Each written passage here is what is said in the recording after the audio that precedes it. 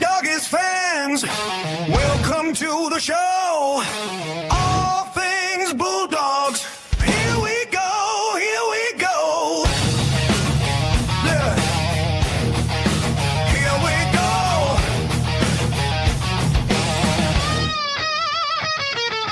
Blue and white pride, Bulldogs for life.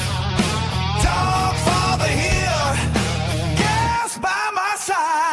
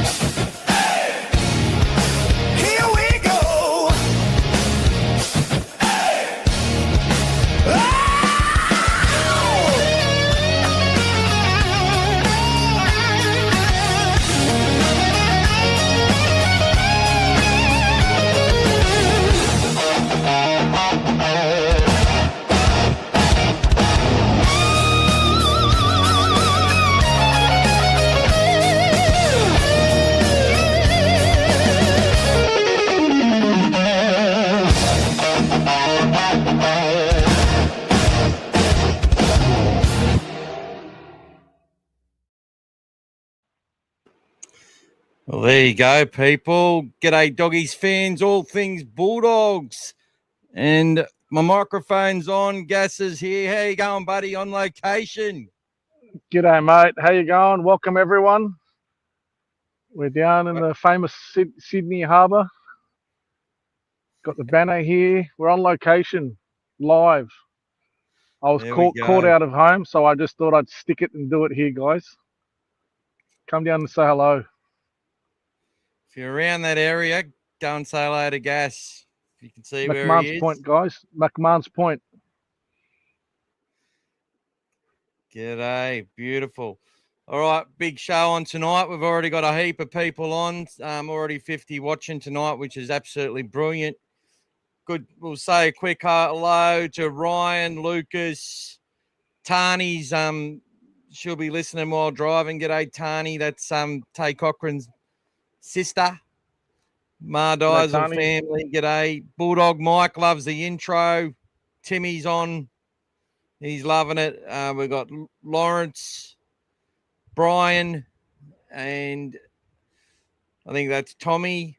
Kaylee 3665, and here's Shoei, Sean, KB 365, and Sayed Jamal, who put some nice comments to discuss earlier. And there he is, our other legendary Mike as well. So good to see everybody who's come on to say hello. Big night tonight. G'day, Damo. He loves the intro as well. So it's a big night tonight. We're giving away a Bulldogs Vegas jersey, proudly donated by our master statsman, Dave, or D, as he likes to be called. And I'll tell you what, he's got a bunch of stats for us tonight in regards to the Raiders game. Thank you very much. So D has sponsored this competition. He has provided the prize for us, a very generous offer. The winner tonight will win a Canterbury Bankstown Bulldogs Vegas jersey with their player's name of their choice. If they're available in their size, obviously we'll go through the members store.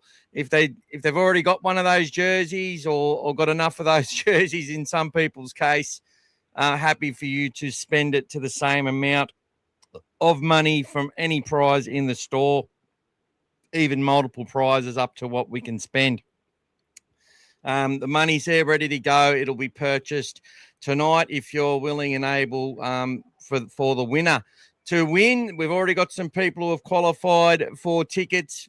To guarantee your entry, you need to pay a $10 super chat, or you can donate that through Buy Me a Coffee, or we've got our charity as well, which I'll open up for donations as well. If you've already a paying subscriber, we've got many paying subscribers now who give us that token amount a lot of the time to let us know they support this channel and they want this channel to keep going. Those people get an extra ticket. If you go through the Buy Me a Coffee site, you actually double up on your tickets as well. So people who haven't, qualified yet, you still got a chance up until the end of the night. We're hoping to get as many super chats as we can tonight in order to give people more chances. We will do the random draw at the end of the podcast, and the winner will be announced and hopefully be still watching, so that way we can get that ordered and sent to you as quickly as possible. And happy St. Patrick's Day. Elevator has a guide rail 3666. Nice to see you. James has kicked things off. So there we go. Thank you so much. And yep, James could use another jersey for the collection. So James is actually qualified for a couple of tickets and he's a paying member. So he's got 4 tickets in the draw. That's how it works. Thank you so much, James. Always helping out. Guys, we're going to talk about, obviously, the Bulldogs and the Raiders. We're going to respond to NRL 360. We're going to talk a bit about mental health. Look, we need to be kind to Bronson Xerri. It's, sometimes a person can not like some news and react. That's human, right? We see it every single day. Might have went back to that dark place that he was in a few years ago, as Gas was talking about on Saturday. So, maybe a chat with Gas and he's all systems go. He gets to audition for his spot back. He gets to audition for a future club potentially. Let's just keep it positive about that, right? We don't need to make it all about Burton and Galvin or all about him being a Jackson Torpenay or whatever. Let's take care of Bronson. He's still a Bulldog. And while he's a Bulldog, he's always a Bulldog, right? And if he's got some lessons to learn, let him learn them, all right? We can hopefully cheer him on in New South Wales Cup, and hopefully he kicks its ass and helps lead that team to a massive victory tomorrow. Not tomorrow, whenever that is on Saturday. So we're going to show you all the team lists as well, guys. So how are you going, Gas? What's happening, brother? Yeah, very good, mate. And yeah, just as you were saying about Bronson, guys, I mentioned it on Saturday when the news broke. And I think it's even more prevalent now that all the information's come out. Bronson spent 4 years in the wilderness, and that was a very, very difficult time, guys, for him. So if you can imagine, he didn't watch any rugby league. He didn't want anything to do with the game.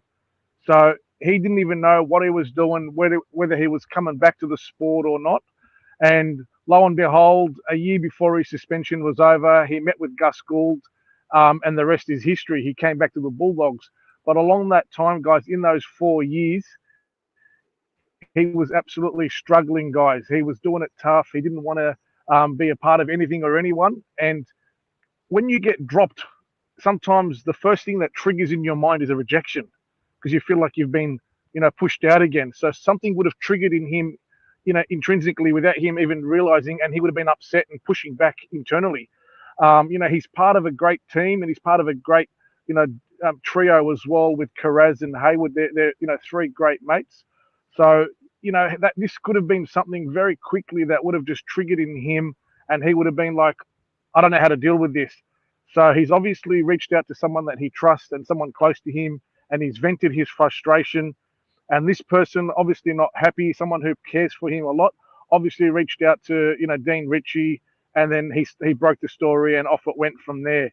But Gus Gould got to him first in the morning before he came in to basically ask for a release, because in his mind he felt like he was just let go, and no one cared about him. So all his reasons, all his things in his mind, he's not thinking clearly, guys. You just got to understand, 4 years of dealing with what he's doing, it's just something that he has to deal with now. So this is where it's very important that we jump, behind him and support him and let him work things out. If it means that he's going to be with the club moving forward as it happens, something might, kick in, so be it. If it means that it's not the Bulldogs, then so be it, guys. Whatever happens, we need to support these people and deal with them, just like we, did last year when we rallied behind Lachlan Galvin after all the stuff that he was copping in the media. So that's very important, and it's something that I've thought about a lot from the first time we spoke about it on Saturday. That was the first thing I discussed in our Saturday podcast, guys. I said, this is probably something that's just straight away triggered in him, and it happens. So just, be patient, guys. Let the story sort itself out, and we'll go from there. But, like Michael said, exciting night tonight. We're giving away that jersey, so it's going to be really exciting to see who picks that up. We've had quite a few people throw some super chats over the last few weeks already, and now we've had a couple more today. So thank you to Lucas and to Mike and James as usual. So make sure you throw yourself into the ring, guys. It's going to be a very, very good chance to win a jersey today once they spin that wheel. And it's going to be exciting for us to start our preparations now for Thursday. So everything we got now goes into this next game on Thursday, and the Raiders are absolutely pissed. They got hammered in New Zealand. They just scraped over the line against Manly, and what we did to them last year is still etched in their brains, guys. Even when Salmon scored that try, he gave it back to Ricky Stewart with the weak-gutted dog. So there's a lot of things stemming from that game. They were embarrassed in front of their home crowd. 32-0 in the second half. It was the critter show. And then obviously, Kick Out chimed in and everyone else did their job. And Max King got the try that he was searching for, that he hasn't got for the last 30 years. So it's going to be a big, big, big game for us this week. So, I'll be heading out there with Aki. We've got our banner all ready. We'll be out there supporting the team. Make sure there's still a lot of tickets available, guys. When I say a lot, there's still tickets available. I think they were dwindling very fast. I know it's a Thursday night, guys, but knock off a little bit early and just do the drive down. It'll be worth it to support your team, guys. Our first play on Australian soil, guys. So bring it on. Beautiful. So I've already got and I'm just keeping tabs of all the donations everyone's got. And towards the end of the show, I'll be preparing that wheel. So already tonight we've got $50. $50 donated already tonight. So thanks you so much, people. Hopefully see a couple of other people who haven't been able to have a contribution, get a few more people into the draw. It'd be great. And thank you, Benny. That's beautiful, mate. Preston Magic. Brian said thank you very much. He made his niece very happy with the Jacob Preston number plate he got in the mail, which is fantastic. Ryan says pink suits us very well. I think it suits Gas well, as he's got that nice, beautiful tan. But thank you so much, guys. That's really appreciated. We're up to $60 already, and we're 14 minutes in. Hope you like the intro. We've been working on some stuff. Gas put together some ones. I like a little bit more. Gas is more of a ballad man. I'm more of a rock man. But between us both, we come up with something pretty good. And he inspired me to get something cranking. Lawrence Torn 2052. All you need to do is put a minimum $10 super chat in. So if you subscribe, make sure you're subscribed to our channel, and you can do a super chat for $10, and that gets you a ticket in the draw. By the look of it, there'll be about a maximum of 50 tickets so far. So you got a 1 in 50 chance of winning a jersey, which is pretty bloody good. Timmy's loving it as well.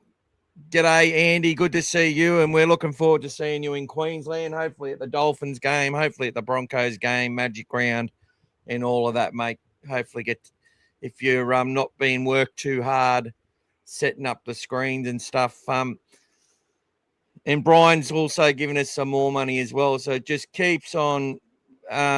Lawrence has become a new member of the channel as well, so thank you so much to you. Now, if you donate $10 or join the Dogfather, you get, through a super chat, you get a ticket. You actually will get 2 tickets in the draw now because you've become a subscriber. Well done, brother. Thank you so much. It's not showing yet, Aki. Oh, Aki's said something, has he? You got your Bulldogs sports bar jacket for Magic Round. Is that like the button-up ones, like the baseball ones? Because I used to have one of them as a kid. I really loved it.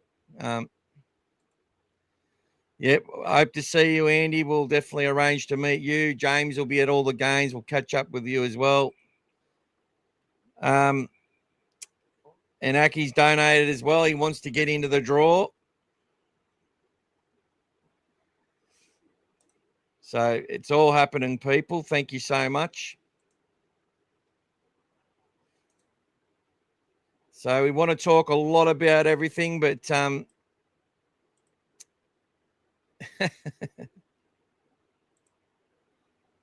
at Laura Super Chat.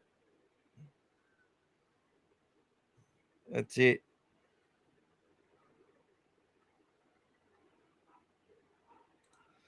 The high school or college jackets look awesome. Yeah, I like them. I want to see more of that sort of stuff. So lots to talk about, people. I reckon we get straight in to the team lists. But obviously, if you're watching on Facebook, you're watching on Instagram, make sure you're liking, saying hello. Get that cranking, everyone. Amir, yeah, Paul, welcome to you, Harry. How you going, mate?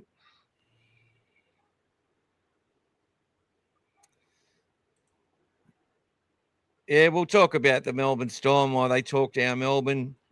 I think they talk them up they talk them down. To me, Melbourne gets a pretty good go of it, mate. They're in love with Melbourne. They got the best one in the comp. Yeah. And as you could see, when they were trying to get Lomax, he just thought he could send a little message basically like, hey, Abdo, go and put the pressure on Paris so we can get Lomax, please. So obviously there's a precedent there, but it's not their fault. It's because the NRL has always needed Melbourne to work. So, and we all understand that in a way. We love the fact that Melbourne are now producing their own juniors and stuff. Like there's Victorians getting through the system. They're not just a faux Queensland team anymore. Even if I don't know if that's the right word. But yeah, if Harry, you want to get in and get a Bulldogs Vegas jersey, $10 is all you got to donate. Amir, same with you. But totally understand, petrol's fucking expensive at the moment. And being a courier, feels like I've got to work 3 extra hours to make extra money, But yeah, Gas is out fishing, mate. He's got some he's fishing for Vikings out in the harbour with some rabbit meat. I finished late work, guys, and I decided to just do it on location today, so it's all good. Yeah. Came prepared. Dr. Timmy love reading the multicultural round legends for the club, Dr. George Paponis, and has them on the Bulldogs site. Yeah, good to see more Timmy. stuff. Yeah, more jokers talking about Burton in the centres. That's what I mean. Like, I've got these fools.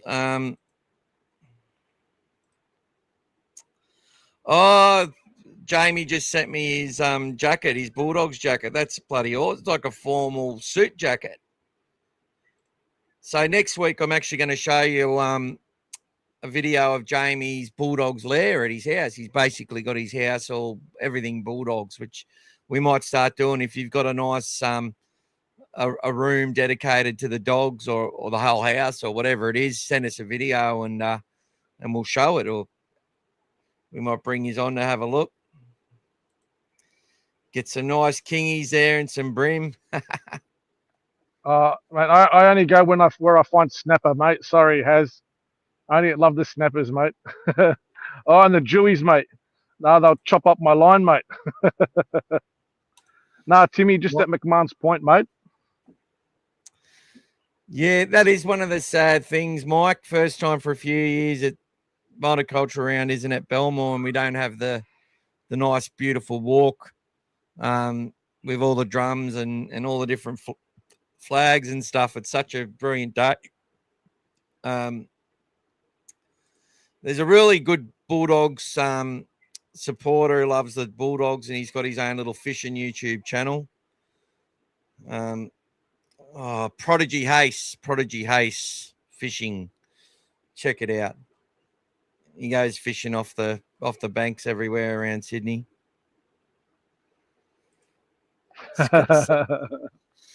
It's a hot fish, you're saying, hot fish. Hot fish. All right, well, let's get into some Bulldogs talk. So you can see I'll get the team list scrolling across there for you people. So obviously it's the same now. Look, we've got Connor Tracy, Jacob Carraz, Anari Tuala taking Bronson Xerri's spot, Stephen Crichton and Marcello Montoya. I'm expecting for it just to be that way. Anari comes in the centres, joins Marcello, and everything else business as usual. But there is obviously that chance that they may shift Jacob Carraz into the centres and put Anari on the wing. It's always potential for that. But I'm thinking that, we're going for that left-hand edge dominance. Anari's gets his opportunity to be a first-choice starter in this team. Same forward pack, almost the same bench. Now, Sayed sent me some messages saying that he can see potential of Sean O'Sullivan coming in and spending some time at halfback and Burton playing more of that lock role because Bailey Hayward's playing more of an 80-minute role. And look, I don't mind it in theory. As I said to Sayed, I just don't see that happening. What I expect from Serrato for a fair while is it's basically a three-man bench, and then they're just playing the rest by ears, So, do we need to? Are we defending too much? Do we need to give Bailey Hayward a break? Now, if we give Bailey Hayward a break, do we just use Salmon and Mann? Mann probably be ahead of Salmon in that role for a bit. Salmon plays longer minutes in a rotation. And then we use Curran, for example, as well, rather than going to O'Sullivan or Turpin, for example. The other option is that, they're forced into it due to an injury. But for me, O'Sullivan is just cover for the halves. Turpin's cover for the hooker or to come in and play that small lock role. I think Turpin would be probably preferred as that small 13. I think so. For example, if Salmon or Mann got injured, they might bring Turpin in to replace one of those two, as well as if Bailey Hayward needs a break, he might bring Turpin in as well.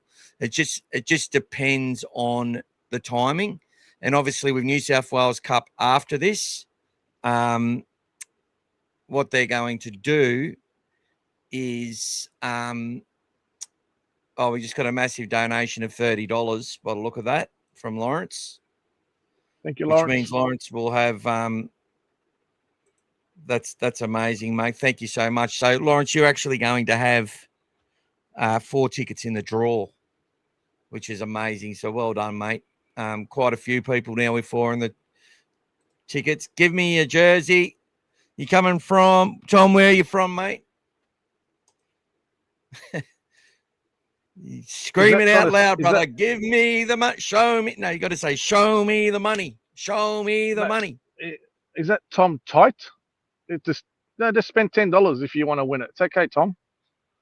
If you got $10, Tom, if you can afford That's that without breaking the bank or making things hard for yourself, The feel chances are free to pretty give us good. 10 Chances bucks, are good. brother.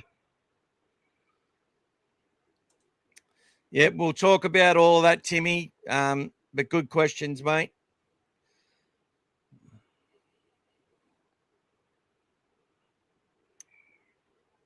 No, Harry, I actually thoroughly disagree with that. I agree that Bronson Xerri would likely be one that would struggle to hold his spot in every sort of club.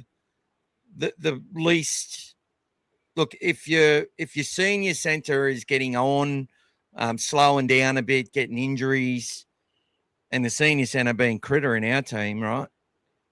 Then it's like, okay, we don't want to play $1 million for a centre. We move them on.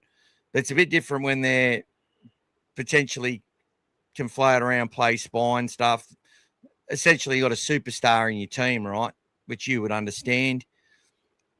Bronson Xerri then becomes the other centre player, really becomes the expendable one. And that's a spot where a winger would progress to a centre because the centres typically get more money, or although in my opinion, in the long run, potentially that becomes equal. And then potentially wingers even take over centres in some sides as far as what they pay them.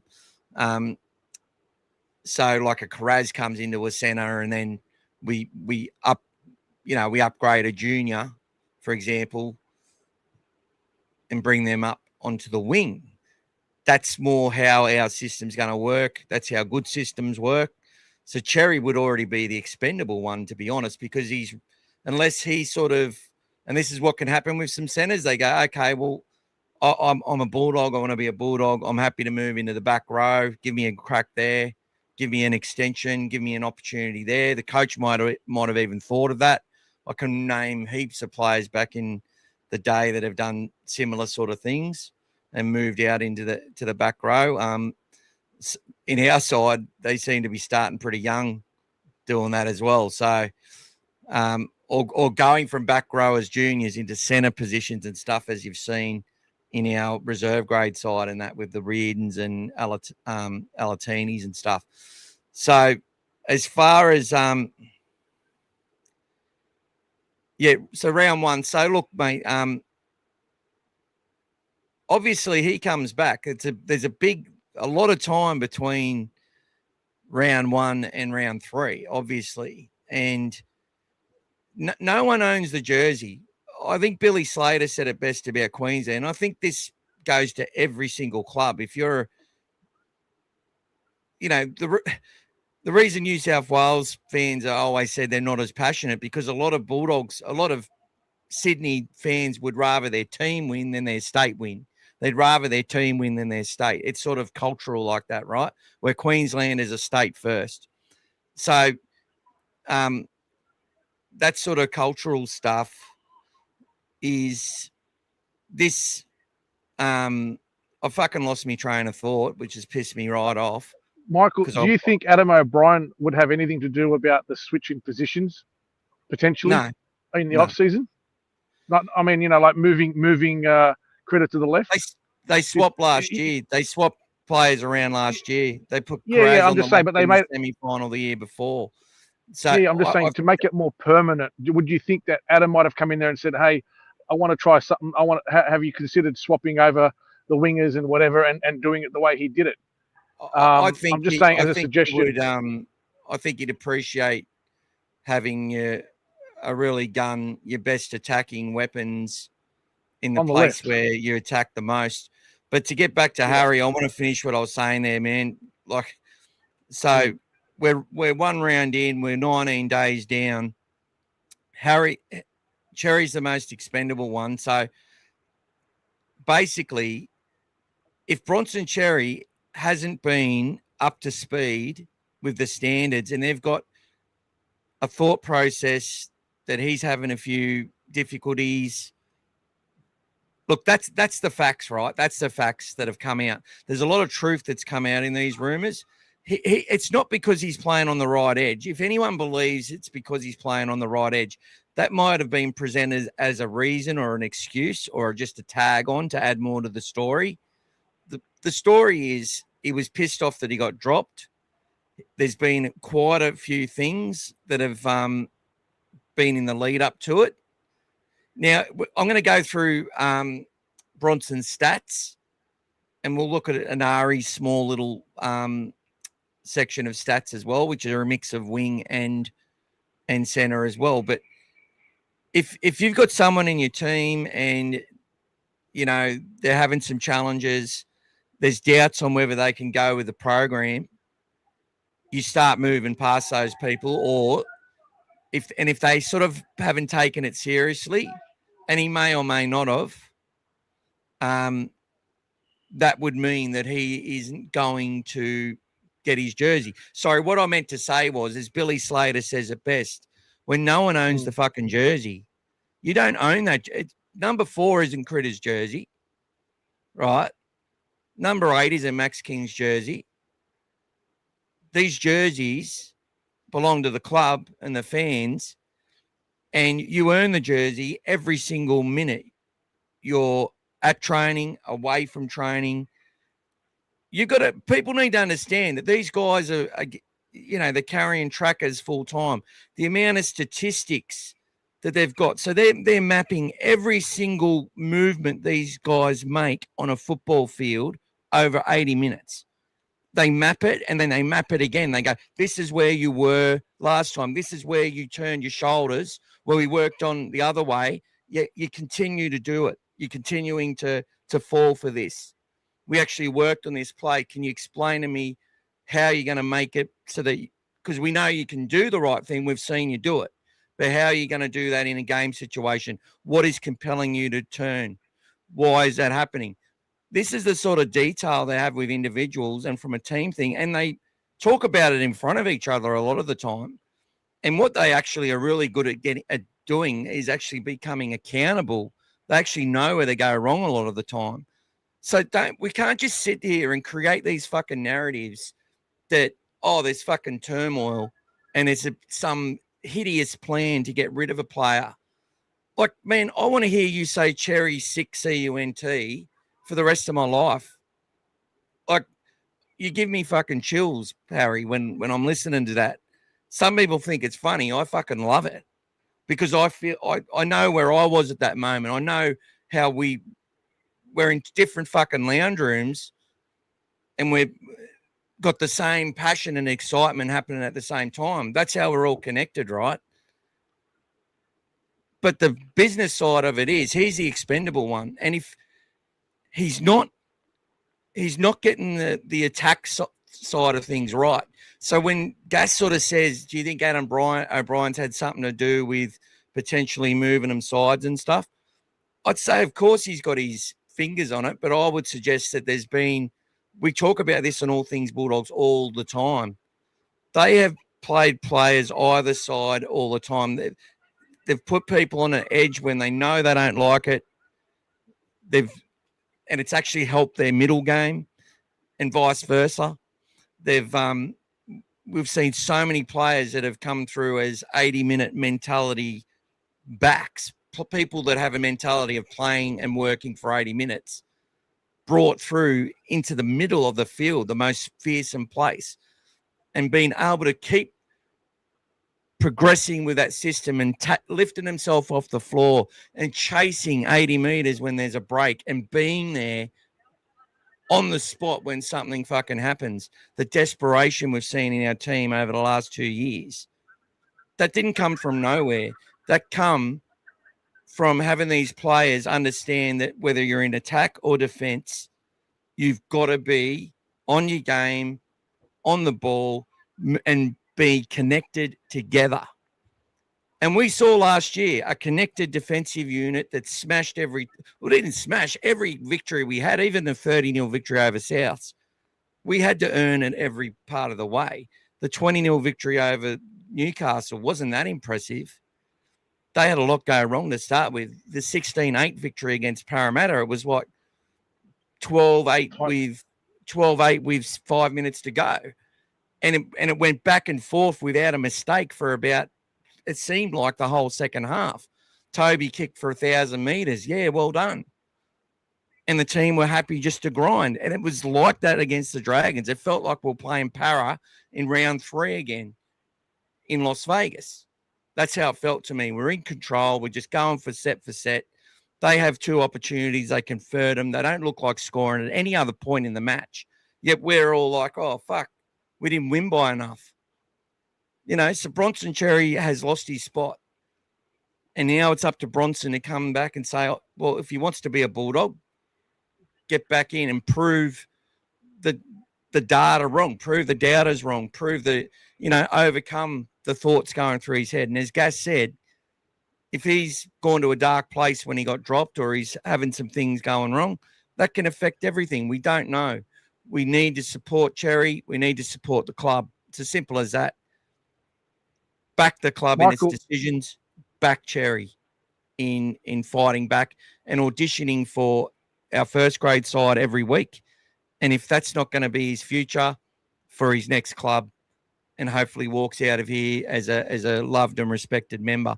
And that's what I don't really agree with all the Bulldogs pundits and everyone just starting to say, well, fuck Xerri, because we don't know the full story, but we do know the Bulldogs have had some issues with his with the standards, that he's not meeting them. That's a fact, and that's why he was dropped. And obviously he's probably got a bit of a problem with that. Because, Michael, as you said, Harry, it is something, it won't be long, Gas, sorry, mate. It is something that we're not used to seeing a team drop a player after round 1. I would suggest that if they've dropped him, it's for a very, very good reason, and we should just trust the club with it. Like, it's not sinister. You know what I mean? Anyway, Gas. So if you remember what I said 2 weeks ago after we came back from Vegas, I said the player that needed to have the most improvement and start believing in themselves was Bronson Xerri. I named him 2 weeks ago after we did the podcast from Vegas, because if you watch him play, to me, he plays very conservative. He plays like he's trying to do everything correct. He's always, focusing on his defense. But when it comes to attack, if you remember, there was an opportunity he had in the game against the Dragons where he got a loose ball, and he kind of just ran a bad line inside and didn't make that many meters and got tackled pretty meekly. The player that we need out of Bronson Xerri is the player that basically he was before he went away for his 4 years. That raw talent, that speed to burn, and everything. That's what the Bulldogs have been waiting for. They've given him now basically 2 years, 2024, 2025, to recapture that sort of enthusiasm in attack, which is what they want from him. It kind of got masked initially in 2024 when he had Fox next to him. But last year, when he didn't have Fox next to him, he did struggle. He had some good individual performances in a few games against the Roosters and against Manly. But overall, if you look at the way he was in attack, he did struggle to be that extra creative force. I know he was carrying injuries. However, in the off-season, Tawala was training the house down, and Xerri was given the benefit of the doubt and was basically kept in that team only because they wanted to just, apparently they were very close to not even playing him in Vegas. But that would have caused a big furor. Imagine if all of this broke down in Vegas, guys. Imagine all of what's happened in Vegas, where you drop Xerri in the last moment. But I will say one thing. Cameron Ciraldo, as a coach, refuses to make a mistake about something that he feels passionate about. And I honestly believe once he's made up his mind that he's not feeling it with Xerri the way he's going, he said, that's it. I'm not going to accept something. And he speaks about these guys, and he gives us examples in previous podcasts that he does. Once his mind is set on something, he doesn't want to have a regret about a decision he's made. He backs himself, guys. And that's exactly what he's done. He's backed himself. Tawala's training the house down. He's fresh. He's fit. Xerri has not taken those levels. He gave him one game. Just because they won, it doesn't mean he has to stay in the team. He gave him that one game. He didn't see what he wanted out of him. He didn't see the changes he wanted that he was talking about during the off-season that they were training towards. It was just another solid performance from Xerri, nothing that they wanted from him. And that's why, whatever he's done since then, whatever, methods in training, whatever, motivation he's got, whatever's happening, it just wasn't, the coaches wasn't feeling it.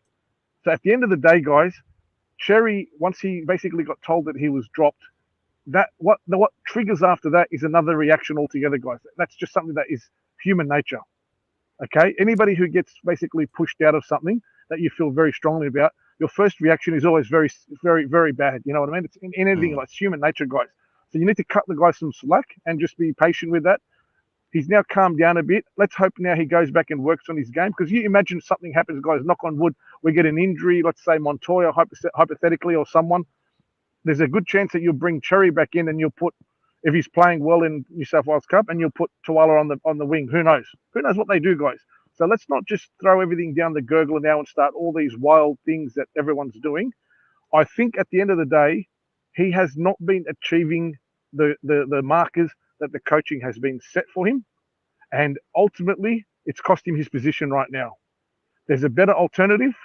Tuala's been looking very, very good. He's fit, and he's actually running a lot faster than Xerri, guys. Xerri, if you notice the way he runs, he has not been hitting top speed, guys. He's been, I don't know what it is.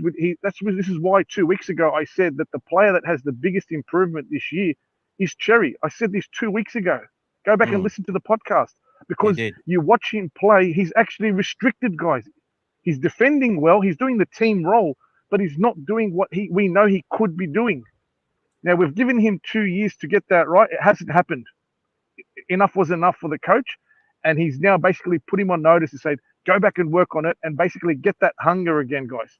It's kind of like Rocky Balboa, guys, when he couldn't even do what he had to do with his training, and then he got, Apollo to come and help him learn how to box again, guys. We need that out of him. We need him to come back and ready to go, guys, and get that killer instinct again. At the moment, he doesn't have it, guys. He's very comfortable with his mates. They're having a really good time in there. Hayward, Carraz. Sometimes, guys, this might pull some people down. Cameron Serelda is all about excellence. If he's not achieving the levels he wants, it doesn't matter, guys, who you are. It's like Michael said. Nobody owns the jersey. Nobody owns the number, guys. I understand all of you have got all your wild theories or your, logical theories, whatever they might be. But this is the reality, guys, and we have to all work together and move on. Trust me, this would have been a lot worse and disrupted our preseason and what would have happened in Vegas if this had happened in Vegas. But we had 19 days. He waited till the last week. That's it. He bit the head off, guys, and move on. He just didn't cut it, guys, for what we're looking for. And that's probably why I even said what I said 2 weeks ago, because I couldn't see it either. He just hasn't been doing what he's supposed to be doing, guys. He's just been too conservative, too safe. We need more out of him, guys. Yeah. So that's what I think, mate. Harry said that not everyone, a lot of players didn't play that well, and so Xerri wasn't that bad. Look, I felt there were a lot of players who played really well, and I don't think we give enough credit to the Dragons. We won the match. This is the whole ridiculous notion. Yesterday on NRL 360, and it's probably again today. Look, I expected them to talk about Xerri. Like, fair enough. That's fair enough, right? But they could have been talking about Anthony Seibold and Manly. They could have been talking about, and the way that team isn't playing for their coach. We could see that straight up when that field goal that Sanders got, only one player chased. Obviously they tied, but that's it. There's only one player who got off the ground to chase. And last week was probably the worst performance I'd seen from Manly. They can turn it around. It's only 2 rounds, and they got a lot of great attacking players. But when did they talk about them yesterday? Surely they only just played. We haven't played. They just used Xerri as a reason to start talking about Matt Burton. They don't give a fuck about Xerri. They don't. They know that that's not going to be they'll keep it there as a little headline. But even our Dogs fans on the Saturday, I could see it through all the comments. It was like, okay, Cherry wants out, fuck him off. Let's talk about moving Burton into the centres. Burton is picked for New South Wales for the last 3 years because he's a fucking great player. He's our best half in the club. I'll keep saying it. And until that changes, Galvin is going to be a great 6 or a great 13 in the future, and he'll be an even better one because of the lessons he's going to learn at halfback. Right? Simple as that. And when Sean O'Sullivan can be a star for a first grade side consistently, you know, if that was to happen with us, I'm happy for it. But he hasn't really done that. He's done it in little spits and spurts. Galvin had, what did I say, 100 touches in the last game. So let's just let them go. Forget this narrative. They didn't fail as a combination last year. They hardly played together. And when it was time to really knuckle down in the finals and play together, they couldn't because Burton had to play centre because we'd lost all our centre depth. And always remember this.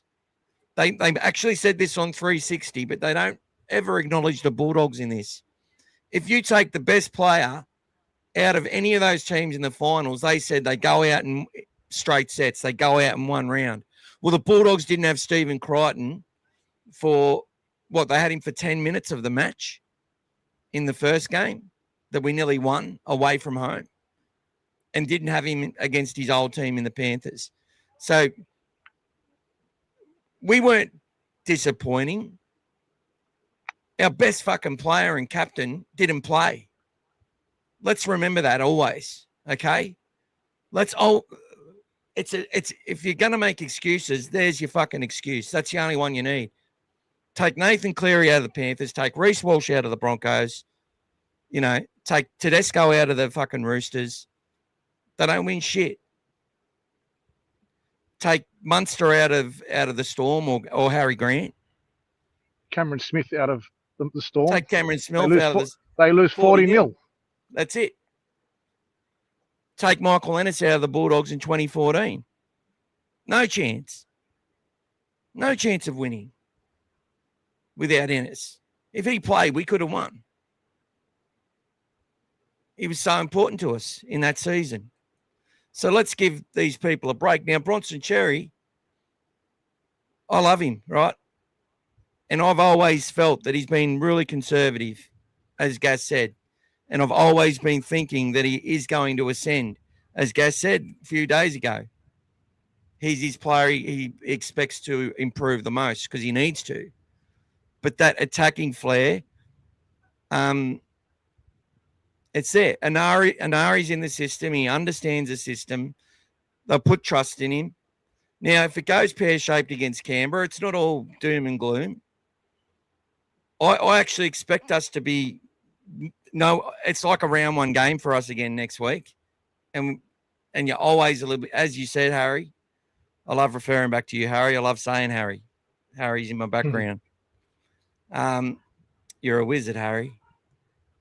The whole point of it is this team is focused on defense. It's all about defense, and the attack evolves. Now, I've looked at the Panthers in the first 2 games, barely conceded a point, but they haven't been that great in attack. They haven't. Against the Broncos, Parramatta's attack was way better than the Panthers against the Broncos. But the Panthers tortured and annihilated that Broncos side for 80 minutes and forced them to stuff up. They didn't have the resilience to go with them. Now, that Penrith side in about 15, 16 rounds, when they get their origin players back and they go for that final run, that's when they start putting teams to the sword and they start scoring really good tries. And then when they come into the finals, as usual, they knuckle down again, all about defense, and they execute precision plays. Now, this talk about our attack hasn't improved. Well, the game against Manly last year, they were up for it. They gave it to us. And the tries that we scored were phenomenal. executed to the minute. We would have beaten any side that day. I have no doubt about it. But we have to be that every single week, and that's the hard thing, especially with your attack. So, yeah, with Bronson Xerri, getting back to him, let's give him a break. He's got the space. He can do whatever he's got to do. You know, I'm seeing some typical – and, look, I don't give a fuck if people leave because they don't like what we've got to say, right? So let's get Mondoan. Mate, he's going. Okay. How can you back someone who wants to leave? C'est la vie. Okay, according to the news reports, he said he wanted to leave. When somebody says in the heat of the moment, I fucking want out of here, this is bullshit. They're young men.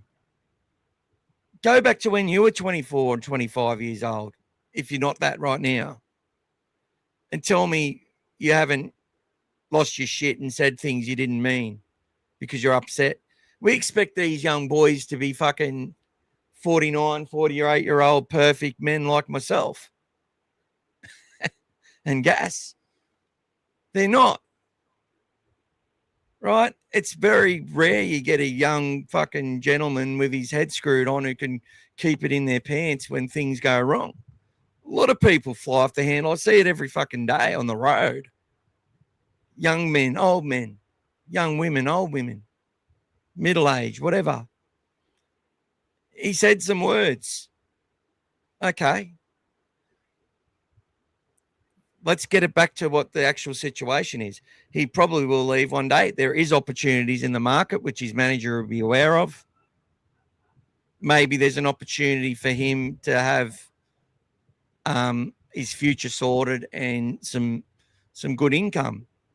But I can tell you now, he doesn't want to leave his best mate. He loves Carraz and Bailey Hayward. That's why he reacted to being dropped, because it's like, you're breaking the band up, man. What are you fucking doing? How can you do this to me?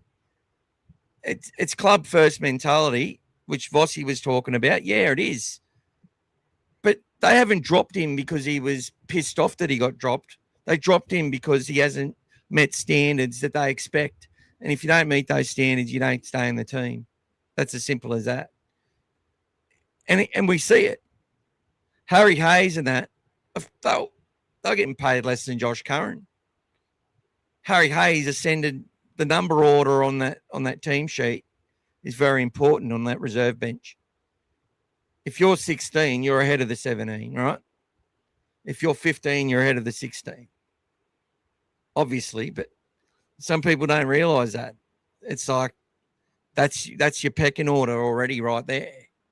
14 and that they're different roles. Sometimes the 17 is the third forward. Sometimes it's the second utility, right?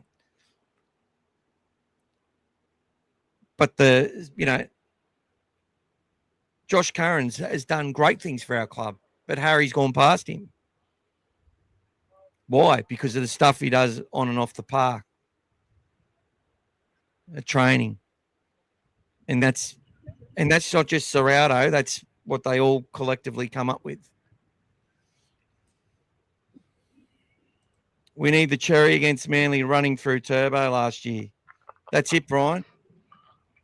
We need that confident Xerri who gets into the clear and pins the ears back. And we also need the one that threw those beautiful passes to the Fox against the Melbourne Storm in 2024. Haven't seen enough of that. So look, as Gas rightly pointed out, it was a big transition last year to come from having the Fox outside, Burton on the other side and kick out there. That was pretty humming left edge, right? That helped Xerri a lot. And Xerri helped them as well, don't get me wrong. They're all a threat. I think the big problem which most people have in their gut is they don't see Anari Tawala as a best 17 player in most clubs. That's what I feel. That's what I feel that people think. That's what I'm getting from this. That's the little elephant in the room as such. And I can understand that. I get that. I do. I really understand that. but let's trust the process.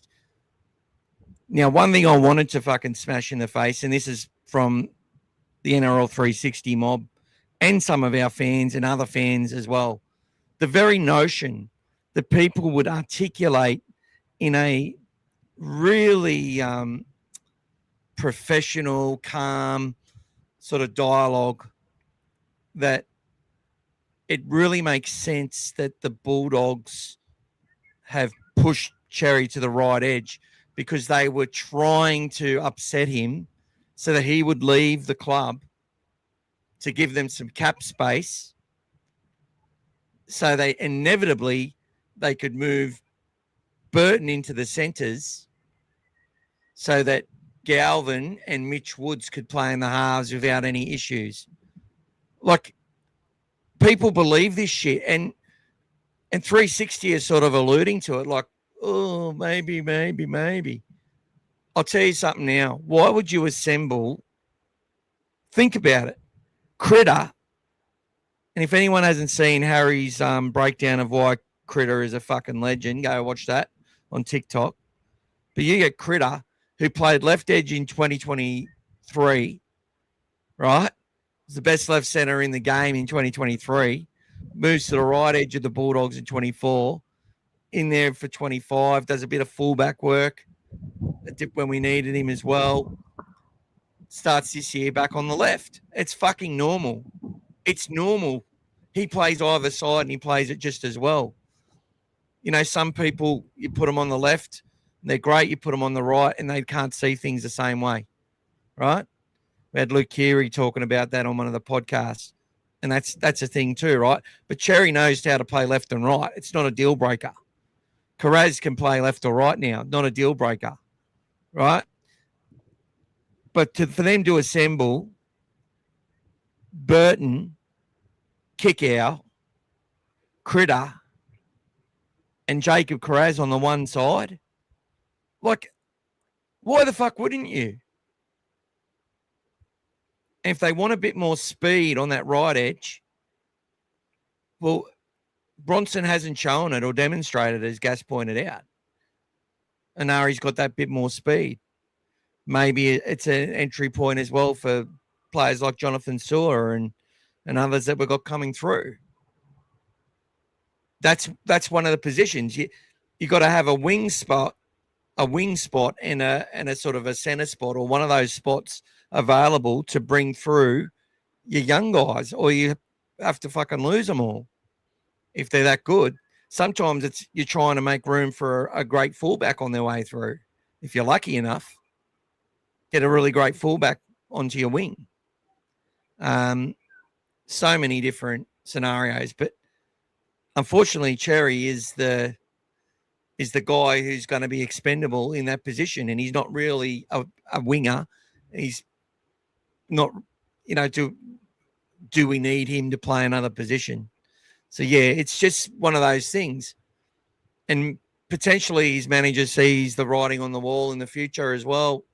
Potentially that's what they're going to do is explore some other options. He maybe goes early. He maybe stays to the end of the year. Anari Tuala could break his leg tomorrow and they've got to call Xerri back in. That's potential.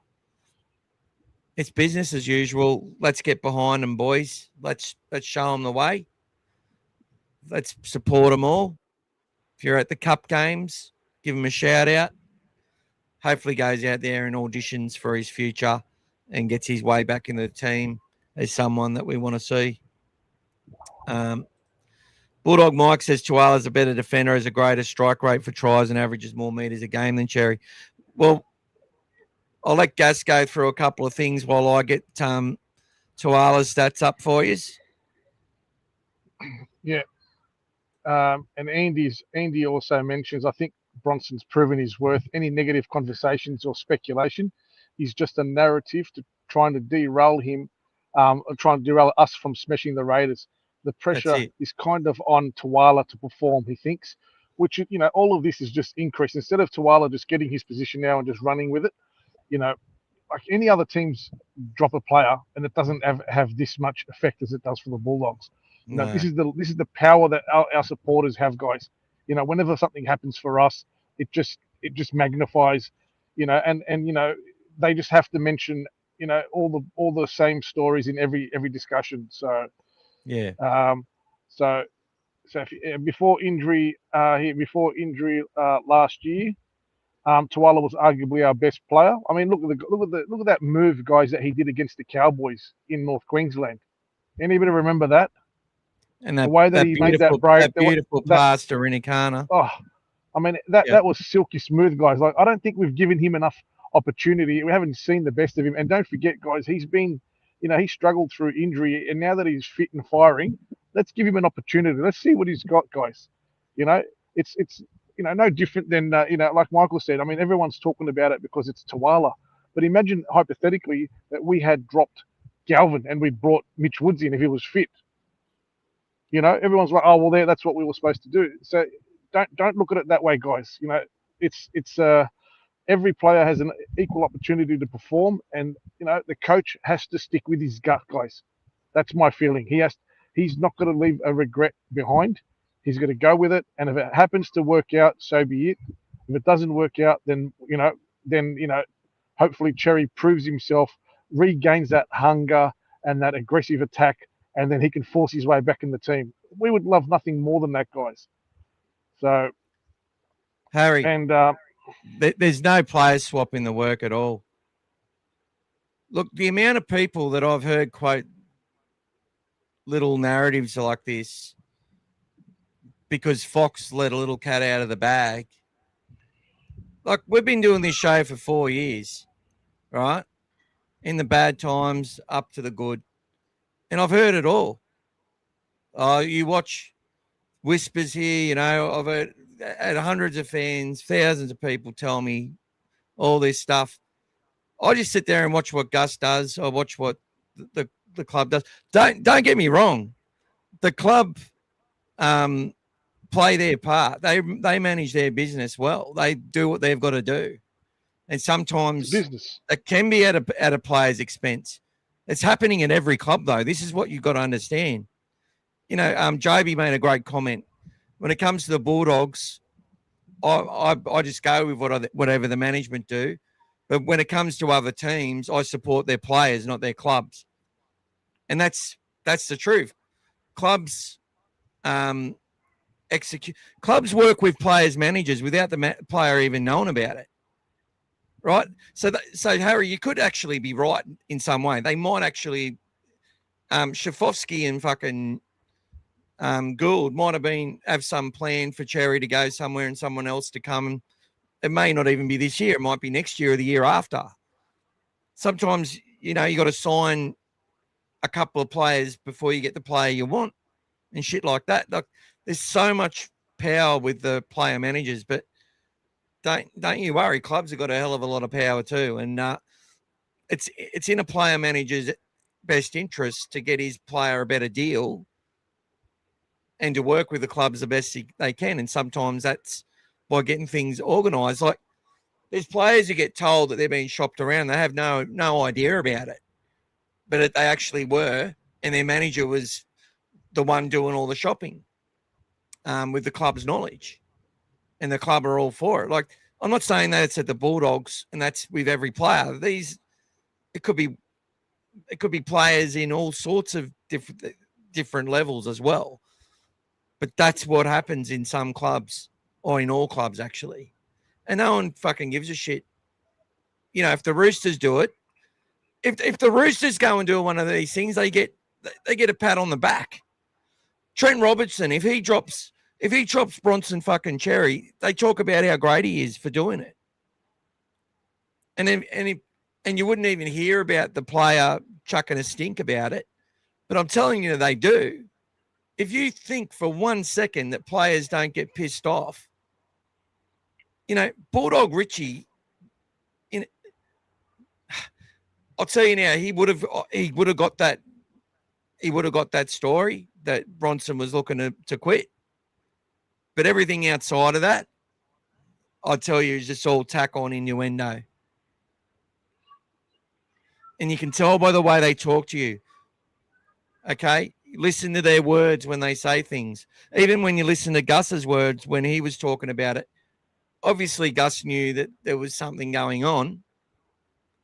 That's why he met with him to have brekkie the next morning, of course. This is the other point I want to make. Yeah, well, I think. Shall we? Yeah, You got to, mate. You know, that's your opinion. You can have your opinion, mate. But he's I would played suggest 2 we've years won of a lot of finals, mate. games. Huh? 2 years of finals. He's played finals 2 years in a row, mate. He's done his job. He's done everything that they've asked of him, but he's just not. You know, now they want more out of him. That's it, guys. But he's done his job for the last 2 years, from where he came from. Played finals 2 years in a row. And this channel, we don't hang shit on these players unless we know they're hanging shit on this club. Right. And I know we take it to heart when we hear someone says they want to leave and they're not putting club first or whatever. But, you know, go back 6 years ago, we had our juniors that hadn't played a game asking for NRL fucking money to stay in this club when it was on its knees. And then we had other juniors who would have played for nothing, not getting a go. Right? Like, the club was in a fucking turmoil. Bronson Xerri's come along, and since he's been at the club, we've made finals 2 years in a row. He deserves every bit of gratitude, in my opinion, for what he's done so far. But if this club wants to win fucking premierships, our fans want it to win premierships. So when the club makes a decision, Xerri doesn't have to like it. Doesn't mean we have to go gang up on him, though. But, you know, if you think he's done nothing for 2 years, that's up to you. But I don't hang shit on players in this group. We have plenty of young kids that are coming through our ranks with family. And as you've seen on this group, family members who contribute, who donate, who put forward prizes for you guys to win as well. And we're going to get more. You know, we're going to have a Tay Cochran Las Vegas shirt for people to win shortly as well. All costs money, all given to us for our biggest supporters like yourselves to get something back additional that you would love from the Bulldogs. You know what I mean? So let's keep that mantra going. We don't have to say fuck him off. We don't have to move past people like that. We can appreciate their contribution, acknowledge they might have fucked up. I'm sure they know it, and move on. But, you know, it's not up to me to tell people how to act. I will, though.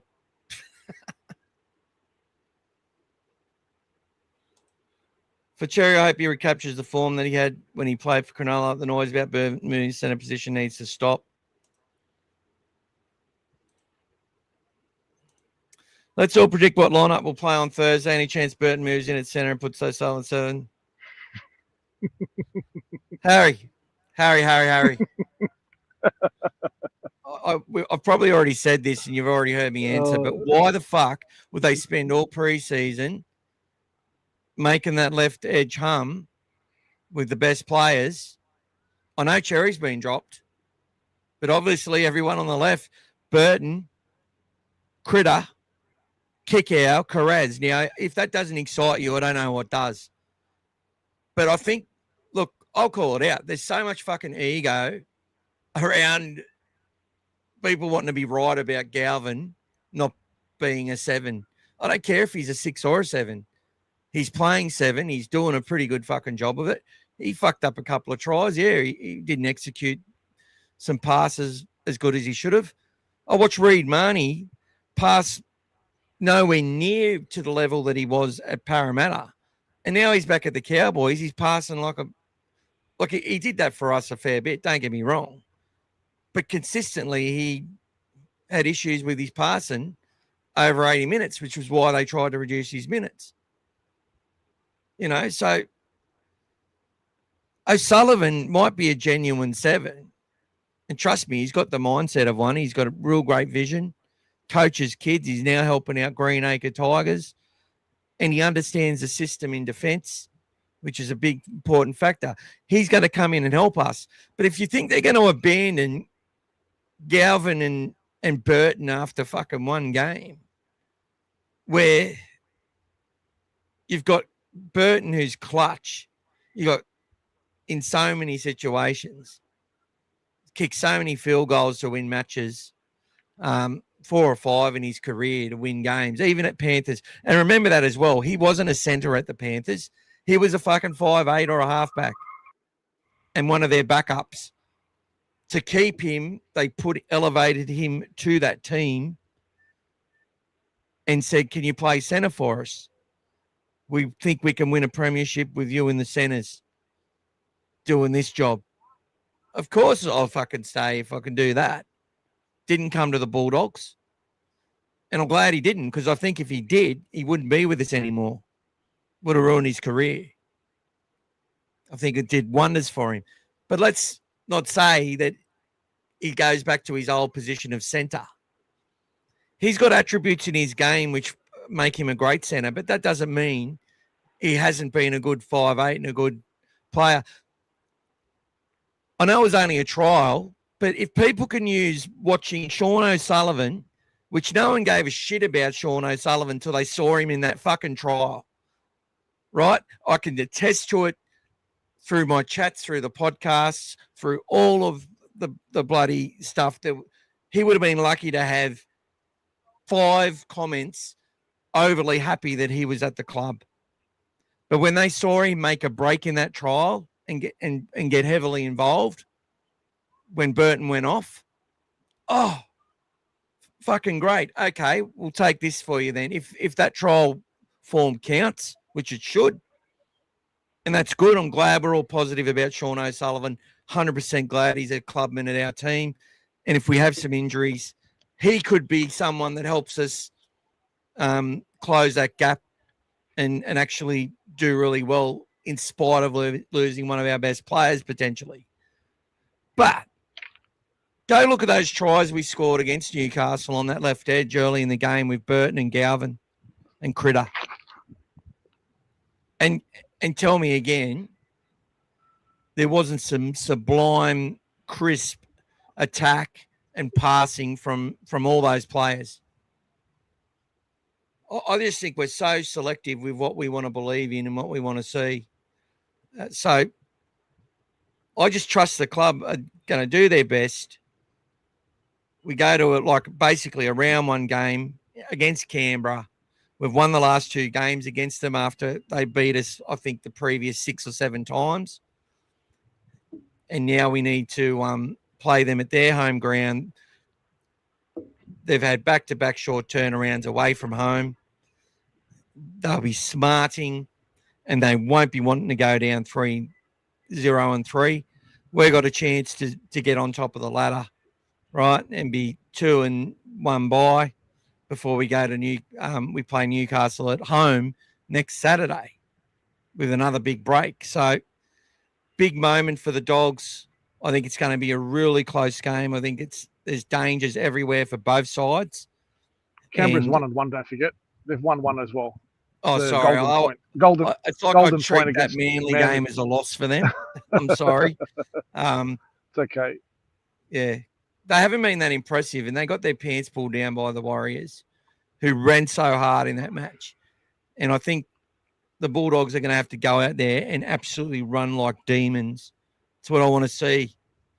You know, Hughes and King back-to-back, kick out, ripping in. You know, Burton getting in the dummy half a couple of times has been so instrumental for us in some big matches. That Vegas game, going back to the semi-finals last year, that centre play, I get it. But when a 5'8" gets in there and does that, absolutely brilliant. This team want to win a comp. They got a coach. The assistant coach, I think, won the comp at the Roosters, didn't he, as an assistant? Correct. As their attacking coach. So let's not forget that. So maybe we can just not sit there and be so bloody critical this early in a season. And that's the reason the fucking NRL 360 go hard at us, because if we don't win by enough now, all of a sudden, or if we lose, our fans just go savage sometimes. I go savage too when I'm watching it. Don't get me wrong. But come on, give him a break. Give him a few weeks before we talk about Burton at centre, for fuck's sake. I think, guys, we're all a bit anxious because it's been 19 days between games. Everyone's just played the game already this week in their heads, and even the next few weeks. There's been so much football we've been watching. We don't know what's going to come, so everyone's just looking at a very small sample size and making, obviously just thinking about it a lot. So yeah, it's good that you're sharing your thoughts, guys, but. If it's something that we think is on the mark, we'll support it. If we don't think it is, guys, then we'll tell you otherwise. With actual facts and reasons. Guys, we're just talking about earlier. We were talking about players like when we had Critter out of the semi-final. So it's like the guys were saying here. Ben Barber in 2012. Take Walsh out last year. Broncos don't win the grand final, and even one better. Yep. Harry reckons they wouldn't have even made the 8, which I agree. Timmy was talking about the Dragons, thinking they played well for the first 60 minutes last week. Came down to some individual brilliance from the Storm. Now, Timmy, let me ask you a question as well, mate. I agree. What happened in the 60th? Turn the game. Does anybody remember what happened for the Dragons in the 60th minute when they had the grind? They were going back and forth, and all of a sudden, Damien Cook kicked it out on the full. Correct. So once Damien Cook did a Toby Sexton. He did a Toby, and that just shifted all the momentum, guys. They came down and they just scored 4 tries in that last 20 minutes. So, guys, that's the momentum. That's all these good teams need, guys. We were doing it so well against the Storm. We were on top and everything. Toby kicks it out on the full. Same thing, guys. So, very, very, very important. This is a good comment. Shibasaki, a State of Origin player, has been dropped, and where's the conversation on that? Exactly. Look, they've been hammering the Broncos, but they're only interested in hammering the coach because, as I said, they want Cameron Smith. The Broncos have decided Cameron Smith's their man. Probably want to get him before Bellyache does, before the Storm get him. He may not want to coach, but he's the assistant there now. It makes fucking sense to me. And I know it's been talked about behind their doors, so don't you worry. I'm not saying the Broncos, but the club who owns the Broncos and owns NRL 360 and Fox Sports would definitely like to see Cameron Smith as the coach of the Broncos. And he's a Queenslander.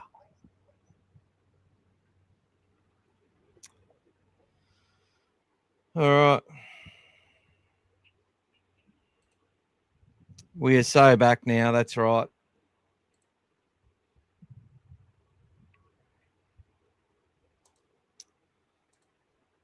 I mean, no, we won't be getting Buller for Bronson Xerri. I can tell you that right now. Love hearts from Tani. We love Tay. He played well last week against the Dragons. Jason Tamalolo let Dewey through for a try on the weekend. Taruva gave Marnie a bit of banner as well. It was hilarious. And Marnie got taken off after 55 minutes. Look, the 6 ends in that game were ridiculous against the Cowboys. I will give them that. And I think the Tigers are going to be a real momentum team. I think when they play the Panthers and teams like us at full strike, teams like the Warriors, who I can put in that conversation now, who just get there and grind all day, I think that's where they'll get most of their lessons from. But they look pretty fucking good, the Tigers. Obviously, they were running downhill. They had all the ball. They just kept snowballing. How do you think they'll go against the Rabbitohs? The Tigers, I think the emotion of last week from Souths could bite them a little bit. And they were off a 5-day turnaround as well. And I'm not sure about that game. I think Souths on paper still look really good. And I think South might just go out there and play some tough type footy, some Wayne Bennett sort of footy. If they do that, I think they can win. Drake, Ryan made that good comment about the Cowboys with Reed. Timmy, arrested Papa will be the difference for the Raiders. Maybe. Well, how many minutes are you going to play, Timmy? 25? Look, I think this is another thing JB said, which I agree with. Players like Papali, it's not how many minutes they play, it's just the fact that they're there make a big difference. But we will see. We will see, I think, this year that it might backfire on him, but see what happens in keeping him around for another year. Maybe they just want to have that real tough experience, club legend there for another year to help be a sort of that extra inspiration and protection for a player for like Ethan Sanders and that. But I think Trey Mooney's gone to Newcastle and said, I'm the man, boys. Yeah, let's go. And I've always liked Trey Mooney. There was talk of him going to the Dogs, and I was right up. I was right up for that. Who's giving us? Bulldogs Mike gets to come in with a question. Gus said that Latu would likely be ready next week, or the week or this week or the week after for New South Wales Cup. He hasn't been named, so I reckon next week he probably could be named. And Mitch Woods, actually no idea. Hamstrings, want to get him right, taking their time. No pressure on him. So there we go. But another ticket for Bulldogs, Mike. Another 2 tickets in the draw. And someone will win a jersey tonight, people.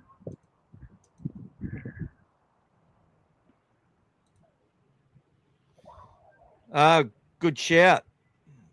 O'Brien was attacking coach at the Storm when they won a comp as well.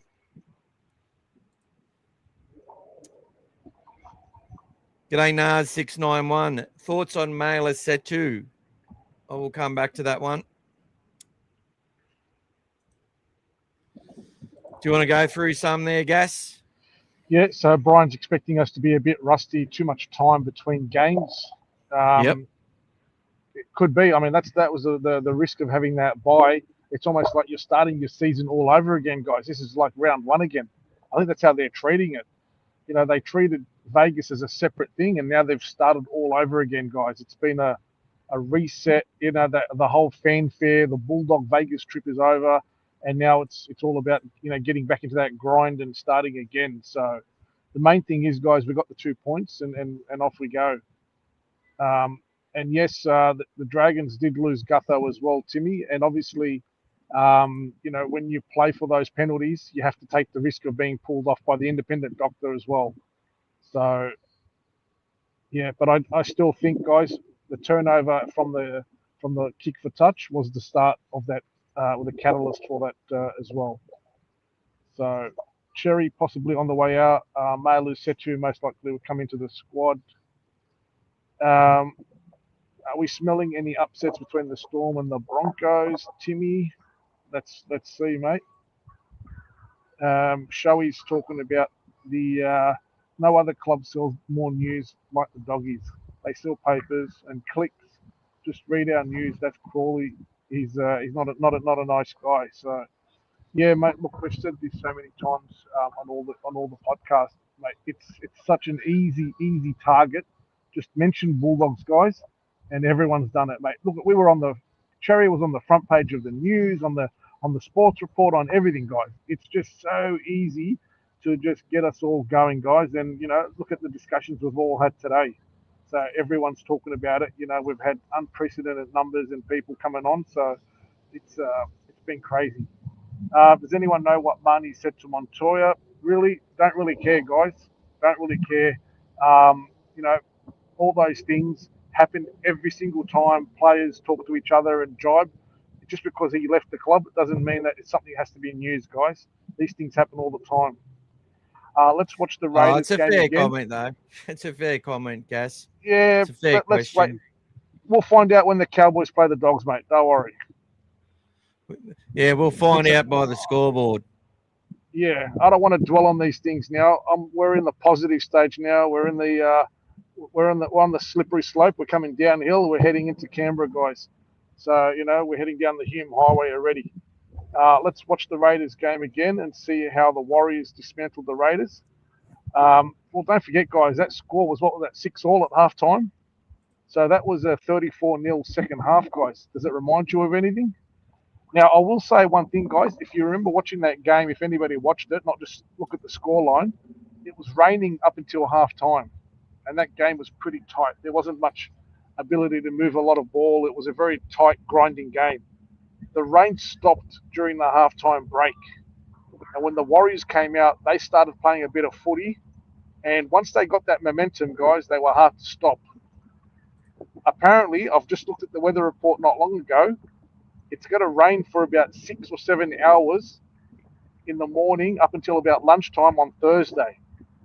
So we're going to have potentially a ground that might be still carrying some residual wetness and some sog. So it'll be interesting to see, how the two teams, Dogs and Raiders, handle that on the day. Leave the chats alone, mate. You want me to go through? Get your hands off. In the sin bin, buddy. I'm ready now. I'm back. I'm still going through. Get your hands off. No, Joby paid us some money, so I had to get. I already did that, mate. I already put that on, buddy. You're not always watching the screen. That's why.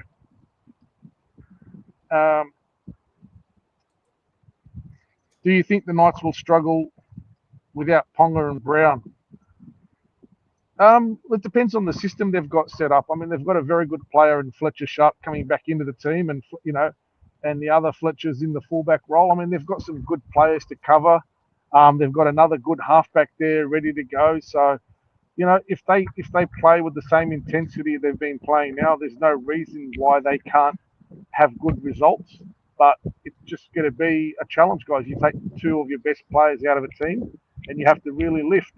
Last year when we lost Burden, everyone thought it was going to be a struggle, but next man up, Hayward stepped into the 5'8", and everybody did their job. So it's it just depends on the system they've got and how well everyone executes and goes from there. All right. I want to talk about Male Setu. I actually don't know much about Male Setu, and I can't find him anywhere at the Bulldogs for 2026. So not too sure about him and where he's playing. He's not in any sort of lineups for this week, named anywhere. So Nars 6991. If you can let us know more about Male Setu, would love to hear about that. And guys, we'll talk about Knights and the Newcastle Knights next week because that's who we're playing.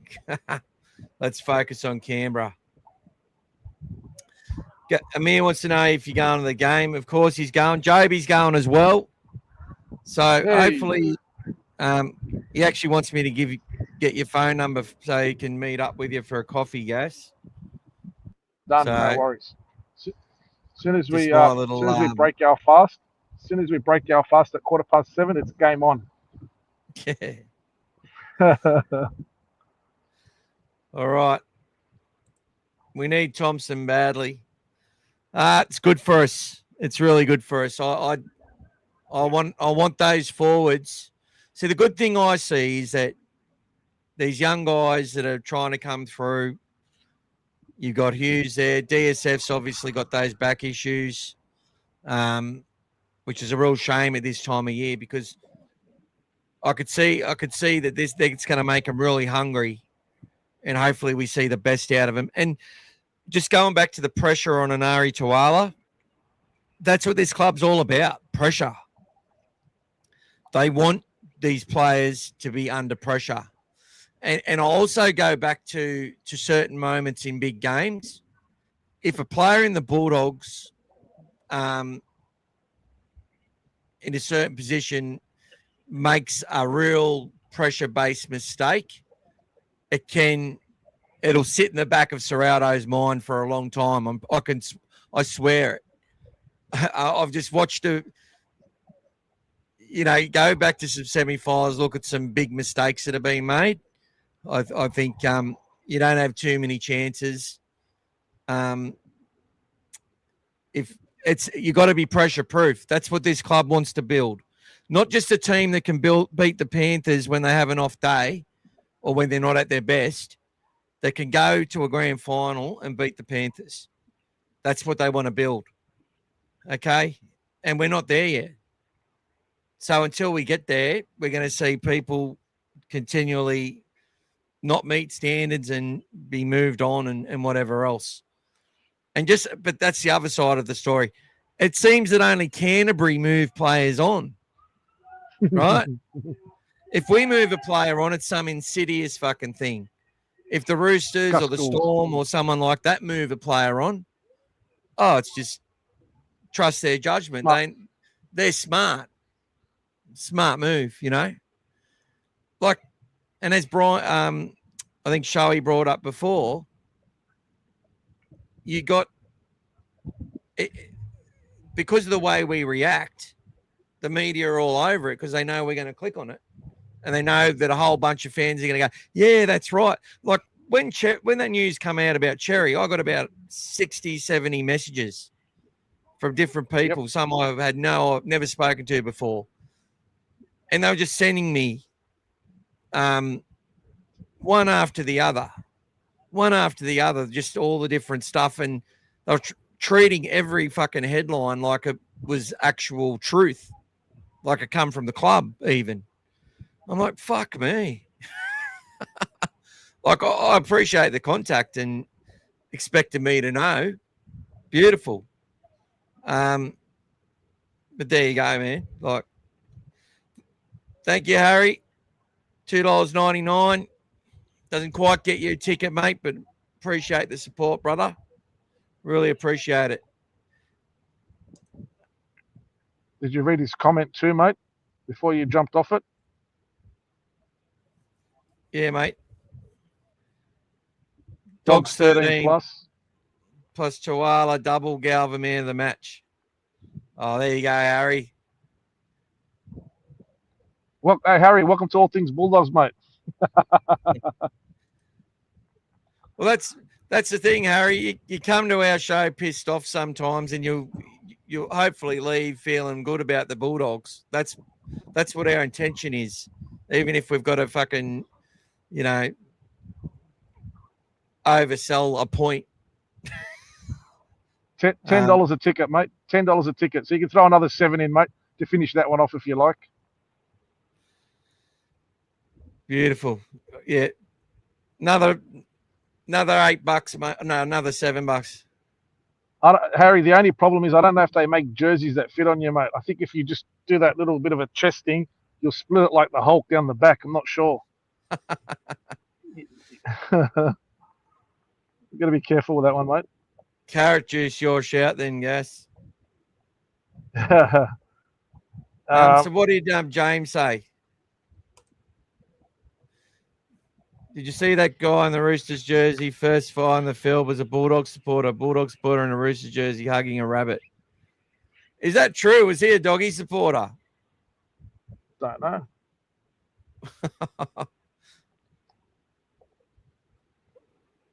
Who's that?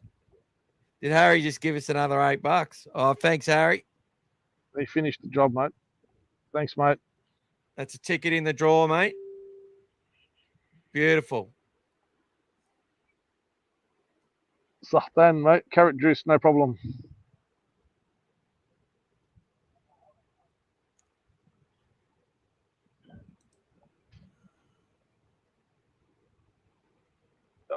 And did you notice something else? I had a squeeze at the 360 summary yesterday.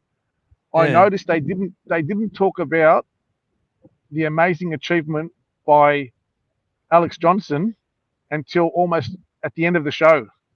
Yeah, that's how caught up they were with all. That's how caught up. Instead of leading with that and doing a whole big song and dance about that, you're apparently the premier Fox show on TV that does all the bits about, and it was an afterthought that they remembered right at the end. I mean, how pathetic was that? That was a joke. That was a joke. That just shows how they're not up to speed with. They're not reading the room. They're not up to speed, guys. It's all about clicks for them, mate. That's all they want. Attack the dogs. That's it. That's That's it. it. But I like the way that Tallis was, given going after Reynolds, mate. See, it's there is a bit of there is something else out there, guys. It's not just us.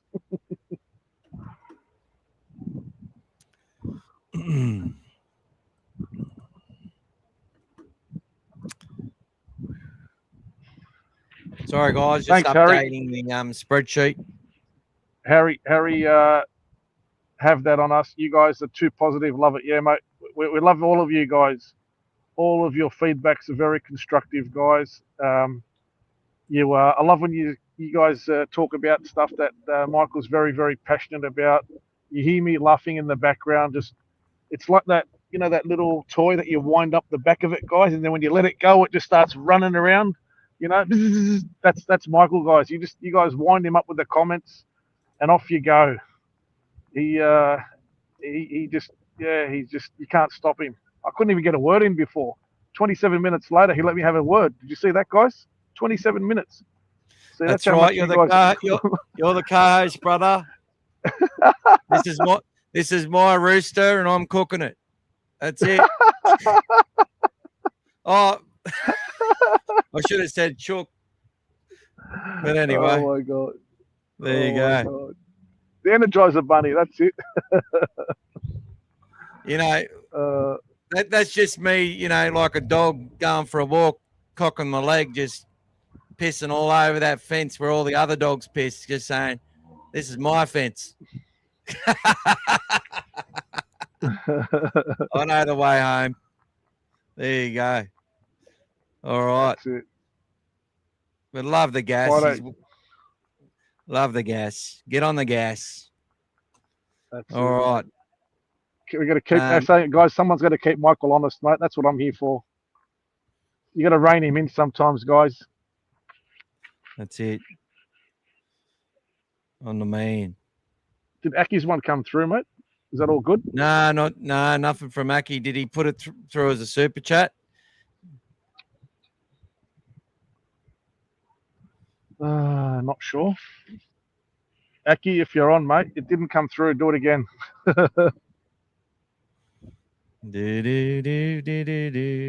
No fish, Harry. No fish, mate. Apparently, you need a fishing rod to do that stuff, and some stinky bait and all that other stuff. Nah, mate. Just enjoy the views, mate.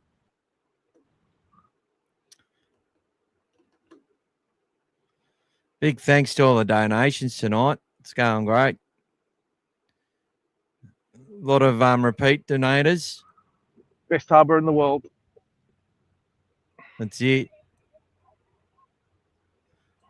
Bulldog Mike, another 10. I remember, Harry, fishing in New Zealand, mate, in the Coromandel.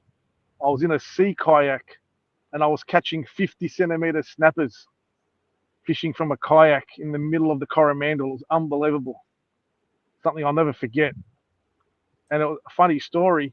My line got snagged and these two guys came past in a little dinghy. They were coming to get their lobsters out of this thing. And the guy said, I'll jump in the water and have a look that your line was stuck. And dead set, he was wearing scuba gear. He jumped in the water. And the other guy said to me, loosen up your line. And he went down to the bottom of the ocean and loosened and unhooked my line from the bottom seaweed and came back up. Most crazy thing I've ever seen, mate. I was like a kilometre away from the shore. It was just unbelievable. Kiwis were awesome guys. Absolutely loved it.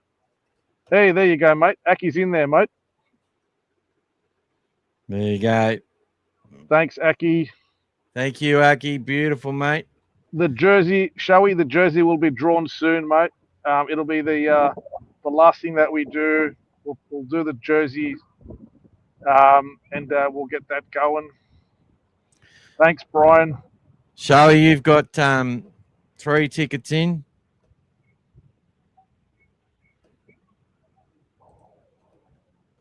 Timmy's going to the Leafs Club to watch the game on Thursday. Good job, Timmy. It's a good atmosphere there, guys. So the jersey, hey, Tani, thank you very much. The jersey that Tani, you you're win, in the guys. draw, Tani. Tani, The you've got jersey 5 that- tickets, by the way. Whoa. Nah, no worries, Tani. We always support Tay and support all the players. And we're going to talk about New South Wales Cup in a moment and go through the team lists. Yeah, Harry. Each $10 is 1 entry, mate. Correct. And also, if you're a member, I think it's a bonus entry. Is that correct, Michael? That's right. So if you're a current member, you get a bonus entry in, which is brilliant. Whereabouts down south did you have to go, Tani? Might be going near you, where you live. That's right. Yeah, mate. Don't worry. It doesn't matter how many of us will be down there, guys. Harry, Michael's collating all of the entries since they announced the prize draw 2.5 weeks ago. So it's not just what they've done today. So every time you've put $10 in over the last few weeks, that's how it's doing it. Okay, Aki, I get you now, mate. I think it did $14.99. I think, Aki. Beautiful. And Tani's down at Wollongong for a conference. How long's your conference for? I think I'll be going past Wollongong tomorrow on the way back home.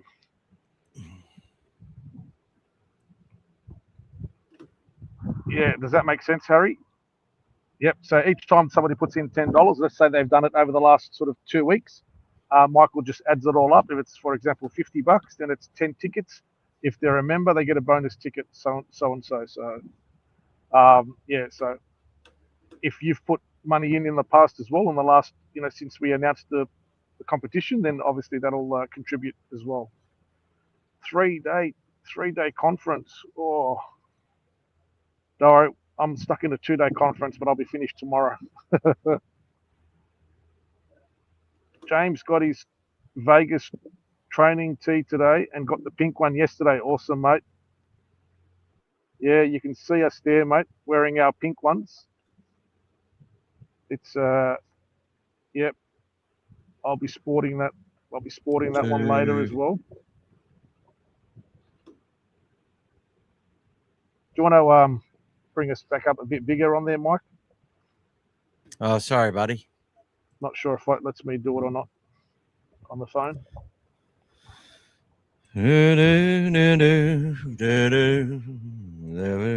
Look at that. Sounds like. Look at that. You can see me shirt in the background. I can't do it reversed. That's me shirt for the March On for Soldier on. And on this side, the Don't The Break latest invention. Defense. No entry beware of dogs. There you go. The latest invention. There you go. So for people who haven't donated, look, this draw was about all the regulars that come on all the time, and it was about you. And all of our draws are going to be about you. Obviously, we'll advertise it occasionally and try and grow it a little bit, but these good prizes are about everyone who continues to give money, whether we're raising money for charities or whatever it is. You just keep giving your hard earned and really appreciate it, and do not take it for granted at all. Could stop tomorrow. It's all a privilege to me, and it really helps it's helping a lot and enabling us to do what we do. And And we're now going to make sure that we do a review together a lot of the time. Sometimes it'll be just me, because I might not be right to do a review straight after a game. I may have to, collect my thoughts and put them the best way I can into something that I do. Oh, Amir, you want to win a jersey with Critter? Well, you just need to do a super chat for $10, Amir. And if you want it to get 2 tickets, you also join as a subscriber for a minimum. I think it's $1.50 a month or $2.99 or something. And then you get 2 tickets. Yep.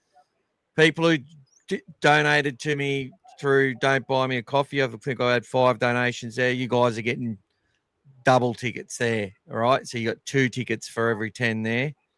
And if you're already a subscriber as well, you get another one. So some people have got multiple. I'm just almost finished collating the amount of tickets at the moment. Thank you, Timmy. But we've got to keep it fair, Tim. We've got to keep it fair, brother. That's it, Timmy. Sorry, buddy. Amir But wants to you'll talk be about in the the keys next to one, victory. mate. The keys to victory, Amir. It's going to That's be it. Dogfather's keys to victory. Everybody doing their job, guys, on the night, staying connected in defence. And I think there's going to be a few surprises in attack, guys. There's going to be a bit of a little bit more attacking flair each time we play, guys. The Dogs are going to start to show their hands slowly. But you can just picture this, guys. You've had the whole off season and you've been training to increase your attack, let's say, right? So now we've got to the stage where we're starting to play some games. It's the time when you start to basically slowly try to put it together in the games. No matter how many times you do it at training, when you put it in game day, under pressure, everything you've trained, you're going to have to start to do it now. We've only played one game on a small field. I think the time is going to come slowly now over the next few weeks when they start to trial all these things they've been working on and training for, and I'm really expecting to start to see a bit more in attack. The only thing I can say is if you look at the overall league at the moment, the average points scored across the league has been enormous. There's been a lot of big blowout scores. It's going to remain to be seen whether we can start jumping on the back of that and dominating some games like that. That is, what we spoke about in the off season. I said in the off season we were having our podcast, the time that we start to break away and start putting teams away and we're doing it comfortably and winning games, after 50, 60 minutes, that's when we're going to start being dominant. Until we start doing that, it's just going to be making sure we get 2 points, which is why last year we had to win so many games 2 or 3 times. So, yeah, so I think the main thing is going to be everyone doing their job, and you know what? If everyone's focusing on Galvin to Preston, that's great, mate, because then out the back, you've got to have Tawala hitting Montoya. There's going to be awesome things out there as well. Back on the other side, I don't even think we focused too much on our left side the other day, especially, inside their 20, But if you remember, guys, when we needed to the other day, we still made 5 line breaks. When we needed to, we started making breaks. The only thing that hurt us was we didn't have the patience in that game to hold on to the ball and stick it through. We were basically just trying to be a bit more razzle-dazzle and score from every line break we made, and we cost ourselves cheap possession at the end of those sets. So I think, when we wanted to put our foot down, we were able to. So, but yeah, I mean, second phase play is going to be critical as well. So, our 2 major exponents, Kikau and Karaz, I've noticed in the other games these weekends, that second phase play is killing teams, guys. It's one thing to defend a 6 again, when you've got your line set, but when you've got a broken line and you've just made a tackle and there's 4 blokes or 3 blokes in a tackle and a pass comes out, all of a sudden there's a broken line. And if your team is not defending that correctly, then teams are going to carve you up. And the Bulldogs, we know, they love to throw that pass a few passes wide once they've got an offload. So that's looking forward to that. Yeah, Brian's saying we've got to learn how to do the buy me a coffee thing. Yep. I'll show you the So with the keys to victory, Gas, Amir was actually referring to a weekly preview video that I used to do separate to the podcast. Yep. Which is the Dogfather's keys to victory. Yes. Which I will do. We need our defence to win this game. Feels our attack need doing the right with our defence. Need to watch the Raiders offloads. It's a must. Any players Well, look Michael, forward to seeing in Ron Massey Cup? Michael, we Yep. just received Gas's keys to victory, mate. That's why.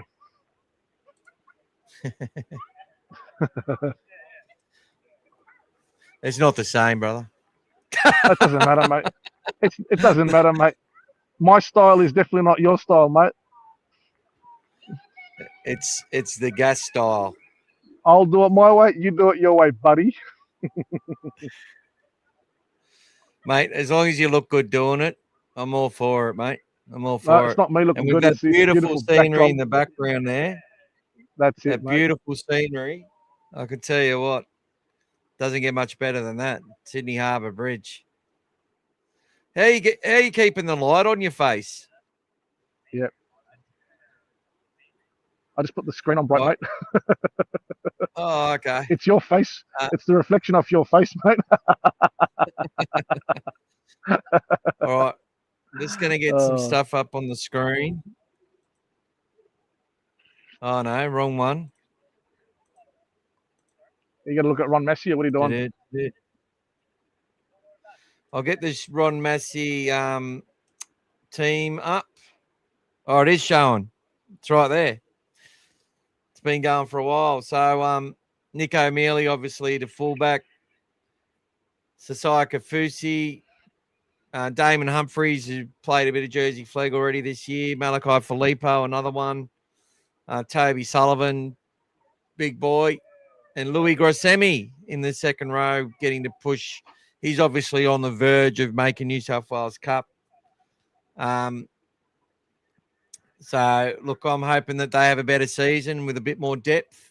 I expect they will. And as we see players go back to New South Wales Cup from NRL, players that need to get that time in their legs, that's going to see players that are named in those cup teams shift back. Some of those players will go back to Flegg or Ron Massey. Like, there'll just be a big sort of butterfly effect, shuffle on effect from it. But I'm really excited with this New South Wales Cup side, to be honest. Bronson in there with Jed. Sasai Latini's gone back to the back row in Jersey flag, which will strengthen them. Joey Tealpa, Alex Connie, Fletcher Baker, who's on the extended bench for NRL with Lipoi Hopoi. Jordan Chen Kum Tong, Zion Mayu will be looking for a much better performance than round one in the New South Wales Cup. Hopoi on the edge with Spinks. Jack Todd to start at lock. He'll be looking to get that extra fitness from what he started with. Justin Matamua makes his New South Wales Cup debut with Jack Underhill and Fami Toilalo. Great to see him back. Go, Fami. And he was one of our standouts off the bench in round one against the Dragons. I know we lost, but guess what, guys? I was impressed with that performance in many ways. And these sides, I think, are going to build really nicely into the season and provide the Bulldogs with the depth they need when the whips start cracking at different times throughout the year. So looking forward to the Double Jacks. Daniel O'Donnell didn't mind his performance in the first game coming on as hooker. We've also got our Jersey flag side, and there's a bit of a surprise there. Raymond Peru is 18th man, which I found interesting. Some of the names on this are a bit funny. So Zane Walker's got the fullback spot for flag with Mickey Nassar and Sheldon Hayward on the wings. You've got Hamish Wilson and Eamon Fitzgibbon in the middle centres. Latrell Thing and Bronson Rubin. I think that spine, it's got a bit of work to do to get itself going. Obviously, Bailey Myers with a lot of talent. Patrick Carey at number 8. David Leota, Sasai Latini, Sasefu Finau, and Bud Smith, the captain. And I can't actually see the bench at the moment. But I think Patrick Young is named on that bench, and he will be making his first appearance for the club in 2026 in the top 30 as a backup hooker. So good to see. He'll obviously get a fair bit of time in there as well. Just waiting for that to come up. Yeah, so Patrick Young at 14, Chase Patterson at 15, Lincoln Cliff, who's played a fair bit, and Alien Chongni with the reserve player Raymond Peru, Josh Jackson, the coach. Got some stats up here, guys. Bulldogs versus Raiders, recent scoring trends. In the last 5 meetings, no combined total has gone below 40 points. So if that interests you, they're generally pretty close games. 22-18 win to the Bulldogs in 2024. The highest total in the last 5 matches is 64 points. That was 34-30 win to the Raiders in 2023, where we were pretty average with our forward pack that day. That was horrible. From the kickoff, they scored from a first set where they got made about 60 metres post-contact. In the last 5 meetings, 2 of the games have been drawn at halftime, and 2 of the last 3 meetings, the team leading at halftime has lost. So some interesting stats right there. Try scoring trends in the last 3 meetings. Crichton as a Bulldog has scored a try in every game. He has 4 tries in the last 3 games against the Raiders. And against the Raiders, he has an overall career record of 9 tries from 7 appearances. So he's definitely a B in their bonnet. Also in the last 3 meetings, Hudson Young has scored a total of 3 tries against the Bulldogs. And in the last 5 meetings, a Raiders centre has scored a combined total of 7 tries. In 2 of the last 3 meetings, wingers Jacob Carraz and Xavier Savage have scored a try. And in the last 4 meetings, a Bulldogs winger has scored a try. And in the last 2 meetings, the Bulldogs left wing has scored a try. So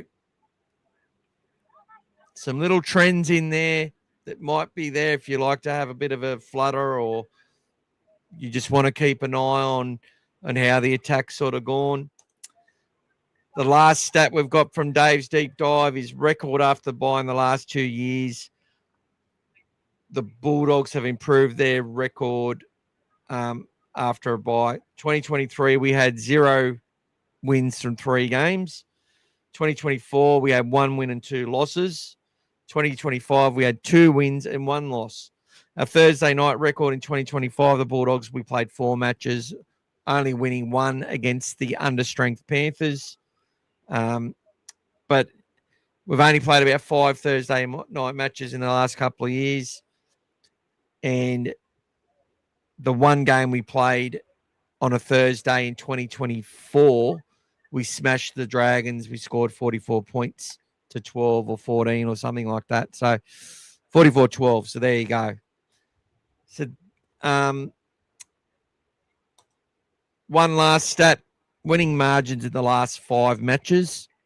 In the last 5 meetings, no team has won by more than 12 points. The average winning margin over the last 5 games between our 2 clubs is 7.6.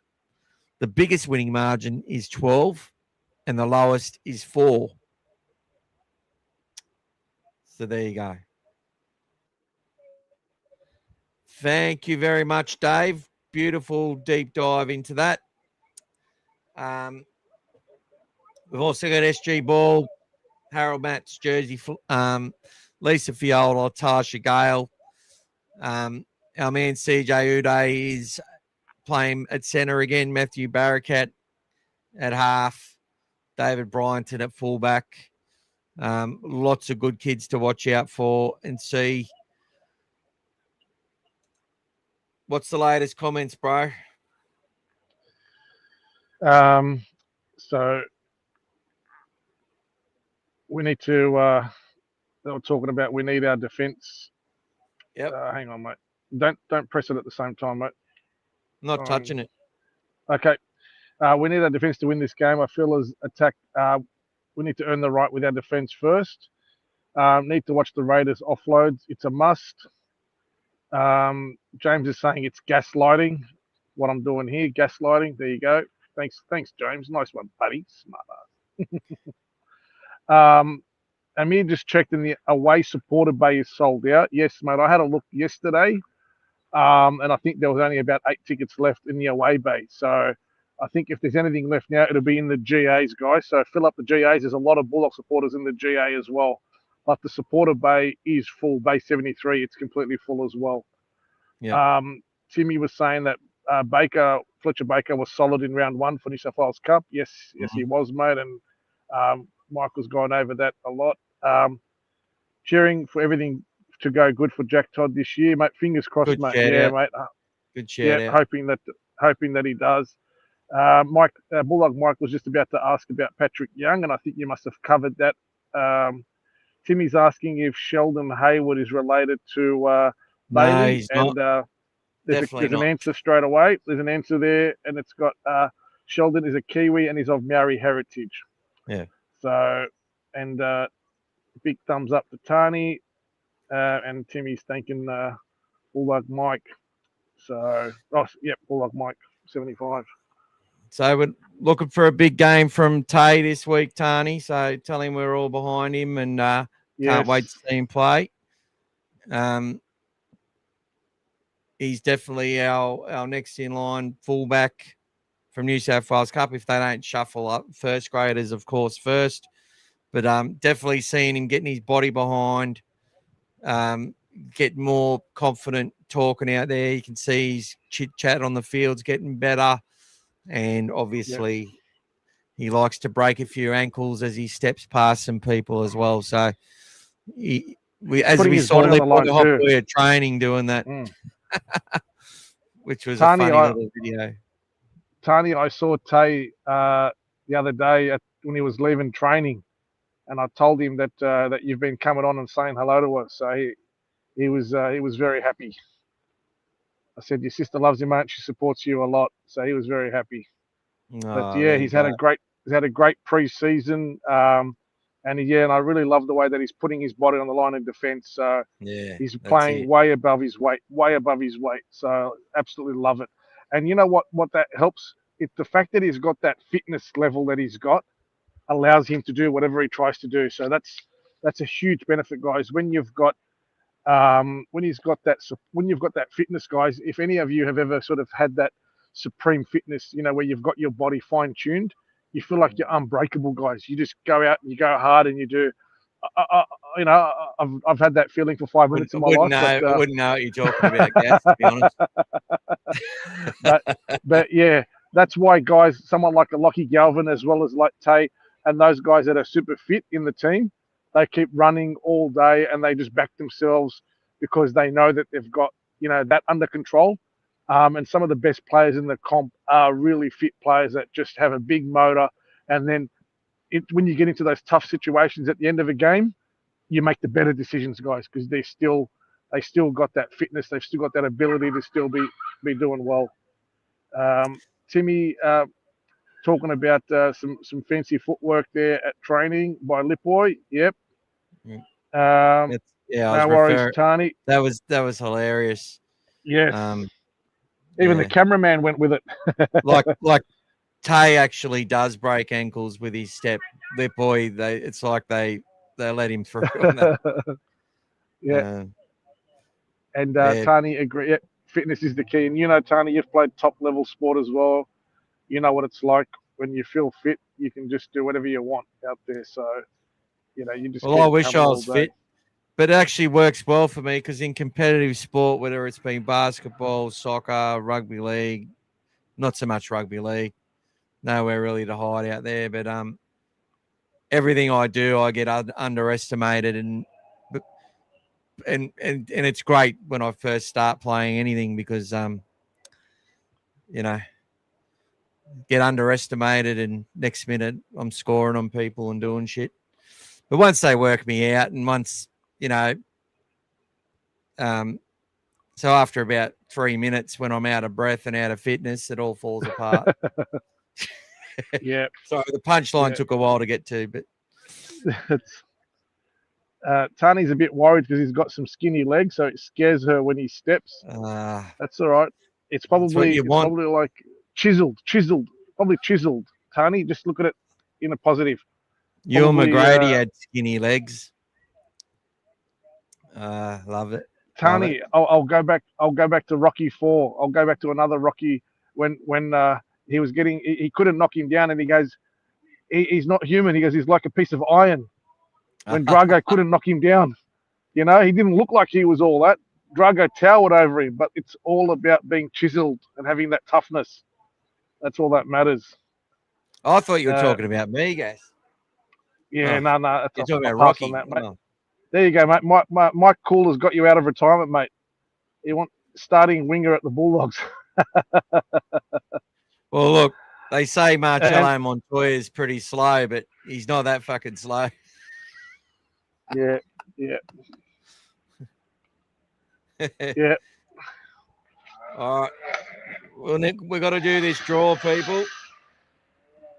Who wants this draw happening? I think I do. All right.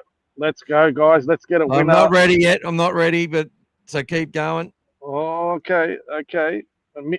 Timmy doesn't want you on the wing, mate. He stuck you in the front row. Thanks, Timmy. What are you trying to say about him, Timmy? It's all good. It's all good, mate. It's all fun and games.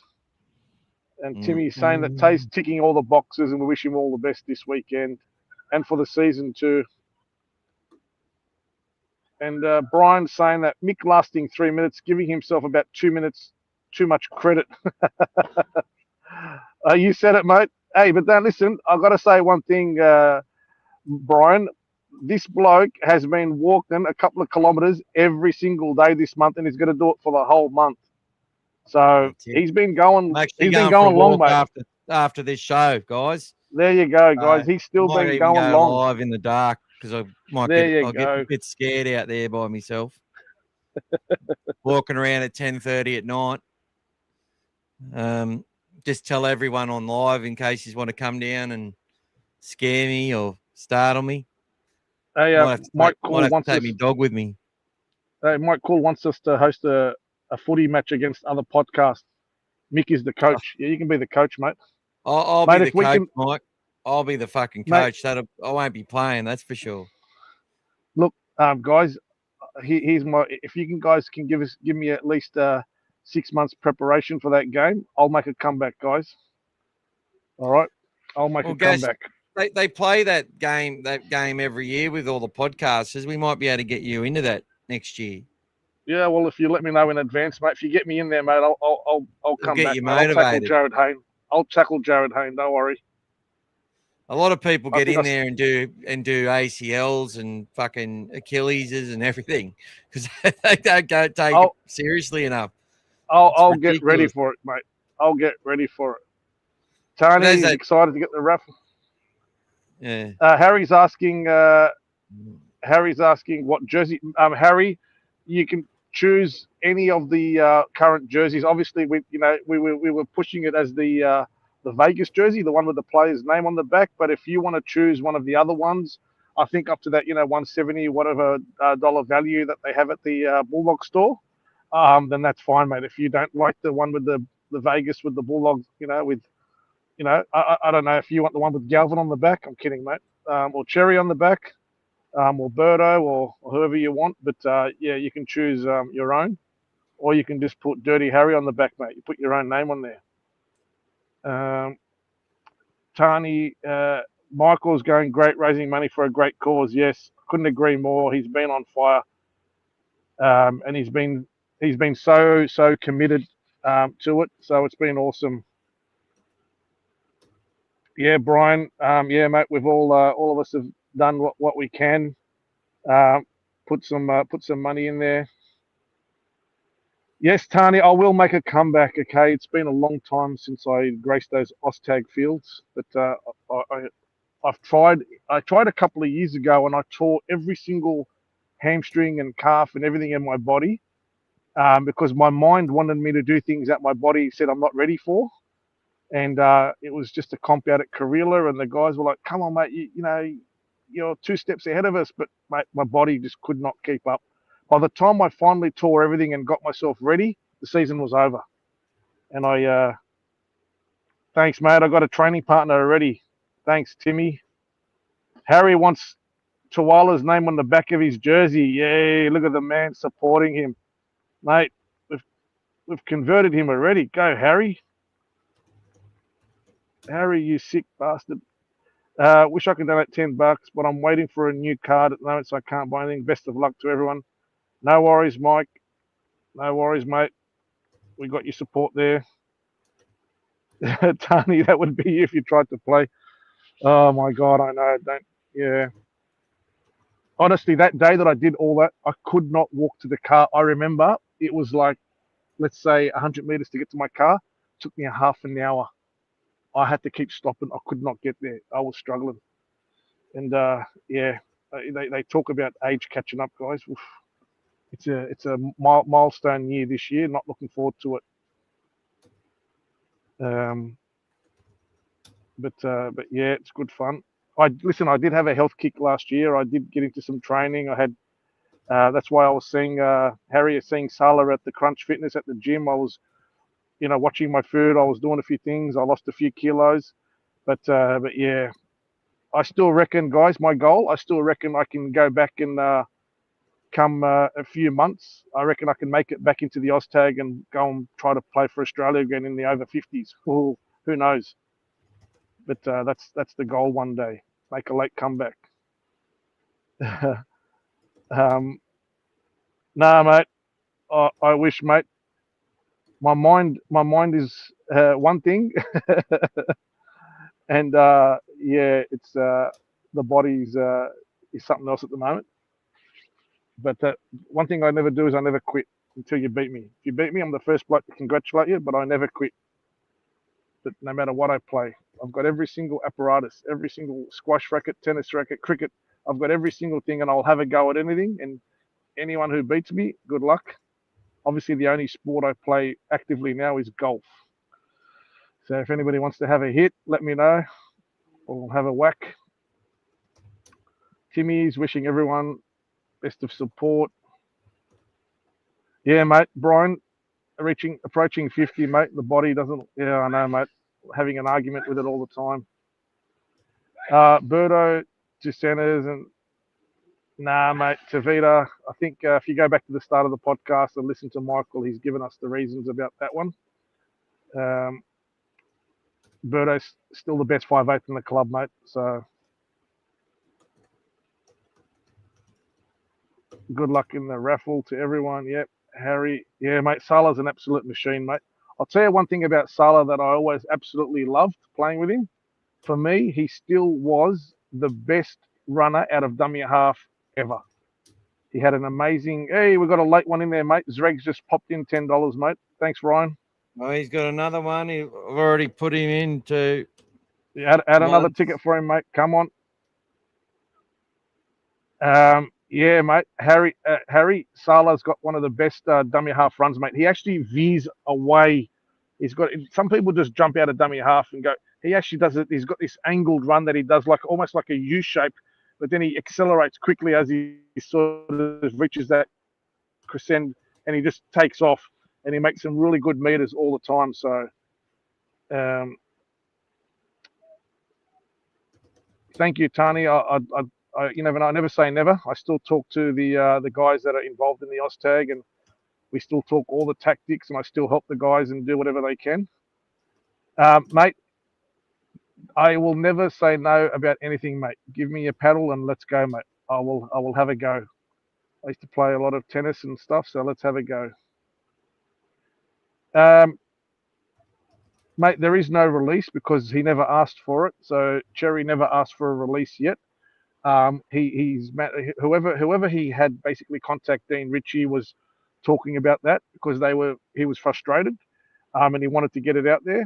So, but yeah, he's never asked for a release, and obviously over breakfast the next day, Gus slowed that down. and got him back on board. There's Aki there, guys. He'll train with me. That's my son. He wants me to train, but we'll have to go to the gym. Okay, That's boss. it. Yes, boss. No worries, mate. Aki will be playing front row next year, mate. No, he's not a front row, mate. I reckon we can put him in the lock or something, mate. I reckon Aki can be like Brad Clyde, mate. All right, people. I've got the board already. Whoa, is that time, guys? It's 11 o'clock. Look at that. 10 o'clock Queensland time, 11 o'clock Sydney time. We've got 55 loyal souls sitting there waiting in anticipation to see who's going to win the jersey. Oh, man. This one deserves a couple of drum rolls. So I've put all the multiple ones in. Done all the multiples. Oof. Might make that bigger if we can. Yeah, make it bigger, mate. Give the people what they want.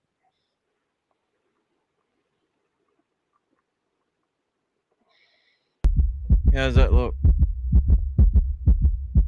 Oh yeah.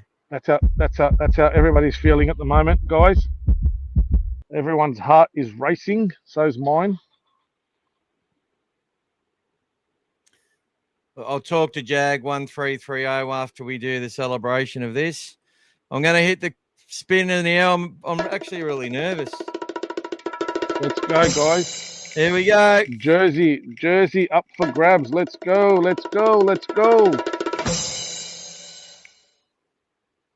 And the winner is Brian. Woohoo! Well done, Brian. Well Go, done, buddy. brother. Brian won Congratulations. the Jacob Preston number plate for his niece, and now Whoa. he's won a Bulldogs jersey of his choice. Wow. Well done, Brian. Awesome.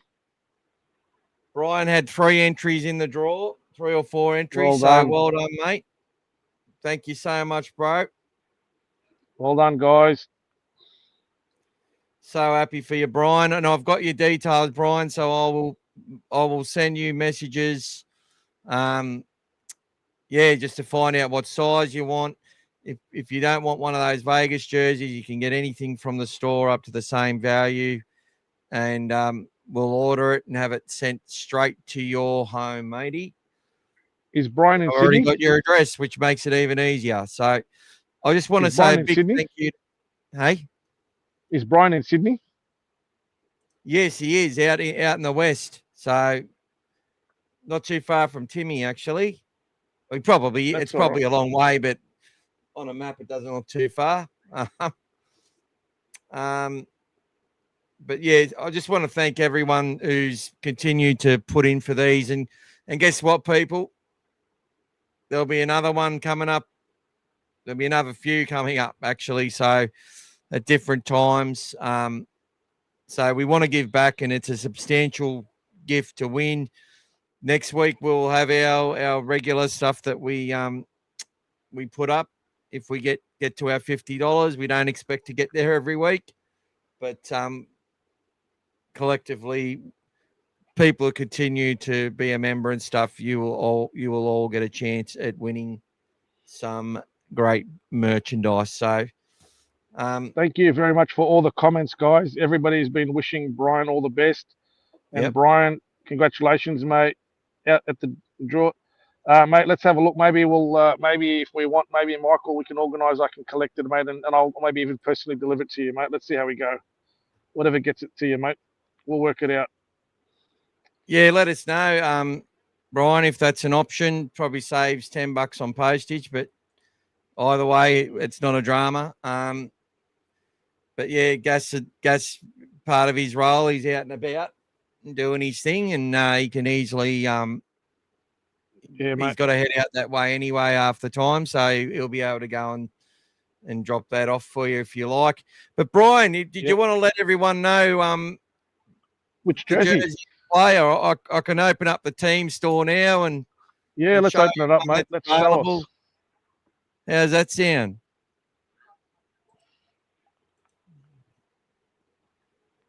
So let's get that up there. Thank you all for your support, guys. But like Michael said, there's a few more surprises this year, and this won't be the last one. So, yep, you'll have another chance, guys. So there No we worries, go. Brian. No worries, mate. Sorry, Haz. Michael rigged it, mate. He rigged it. He took your name out. He didn't want to tell you, mate. Why'd you take Harry's name out, mate? Let's make sure it's in there. It's definitely in there. I'll put it in. That's all right, Harry. I'm just teasing you. I'm just having a go at Michael for you, mate. Just quietly, I was sort of hoping you won, Harry. To be honest. He's thinking critter, mate. He's thinking critter. What size are you, mate? Yeah. All right, so I just got to find the bloody. I've done it somewhere. Where is it? Critter. Oh, here it is. So we go to men. O'Neill's range. On these ones, they're usually about a size on the slow side. So if you're a large, maybe go XL. If you're an XL, go double. If you're a medium, go large. I don't know. Unless you're smaller than that. Oh, Las Vegas, isn't it? It's under Las Vegas. Viva Las Vegas. They were all there today. Even where are they?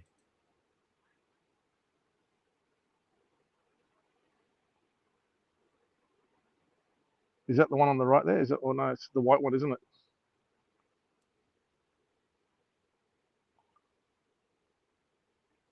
Aki, if you're still there, can you find it, mate? Tell us if it's there or not. It was there Aki yesterday. knows his way around that site.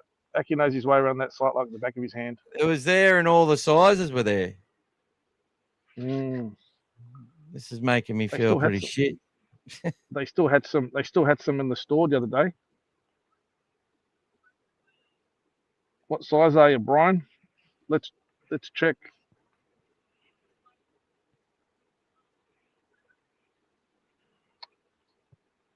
Oh, I got the green training jerseys in now too. Yeah, they added those today, I think.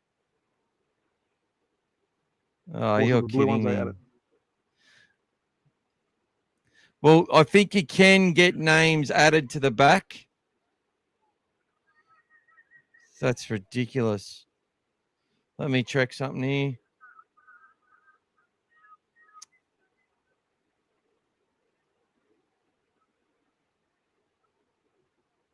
Add a name or number of your choice.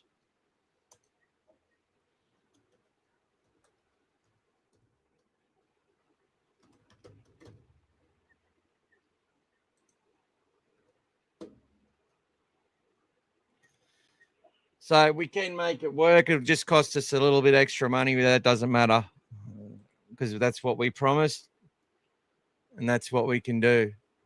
And we get it cheaper anyway at the members' price. So,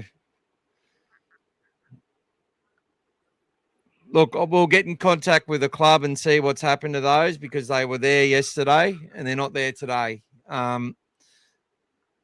But we can get it's basically just a home jersey, but it shrunk the sponsor a little bit, didn't it? So it could fit the name on it. Is that right? Yeah, I'll just have a look at your. I'm just sending you the. I'm sending you the photo now. I took it to the store the other day, so have a look at that. I don't know if you can put that on there. Tell me if you received. I don't have another screen to hold up, but that was at the store the other day.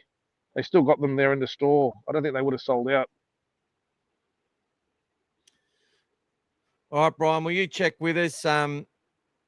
Either way, we can still get Crichton on the back as a name and get the number 4 on it. He wants the one. He wants the one for his niece. So it might have to be a girl's one potentially. Oh, okay. Yep. So we can do that. You just get back to us, Brian. Let us know, and we'll contact the store and see what we can do, and let you know what it's going to be. But we can get the name on it, no problem. If it costs us extra 20, $30. Doesn't worry. Doesn't matter. I think they were $20, $30 extra anyway for those ones. Oh, they charge. Yeah. We have a look. But she's going to love that, obviously. So that's a massive, massive thing. And, or if you wanted to just go for a jersey without a name, we can, there's some other stuff there that you can throw in as well, some other accessories. Maybe, Brian, let her have a look at the jerseys that are available and see if there's a preference that she might like as well. Yeah. So one thing I learned with choosing for someone else, they have a different eye than you've got, mate. Let them choose. Yeah. Something I thought was nice, sure someone else didn't. That's just annoyed me though because it was there yesterday. As I did a little video yesterday promoting it, and it was there. So it's all right, mate. They're all on back order as well, and every size was available, and every player was available. It's just disappeared. So, but that doesn't matter. Doesn't worry. We'll contact the club if we can get you that exact one in the size for your niece, a girl's jersey. That's what we'll do. If we have to get something as close to that as possible, that's what we'll do. The team store will determine what we do, but well done to you, Brian. Yeah, well, maybe because Brian was giving it to his niece, the generosity paid off. That's it. Very generous. And she's done all right. She got the Jacob Preston number plate, which was I purchased via the Nighttime podcast. It's a Newcastle show that talk about all footy. They're not too bad. They love their footy. There's a very, very bad smell here at the moment. It's someone's done some weed. Get it in here, brother. Disgusting. Yeah, $189 at $99 for a name jersey minus the membership fee. I think it'll be about $165 probably. So yeah, it doesn't cost us much more in the long run. So that's all good.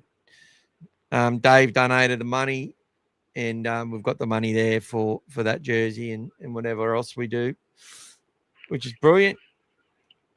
I did want to go back to a question that was raised from Jag 1330. Yeah, Jag, shouldn't Cherry stay and suck it up? The other centre is the best centre in the game. Surely he should learn.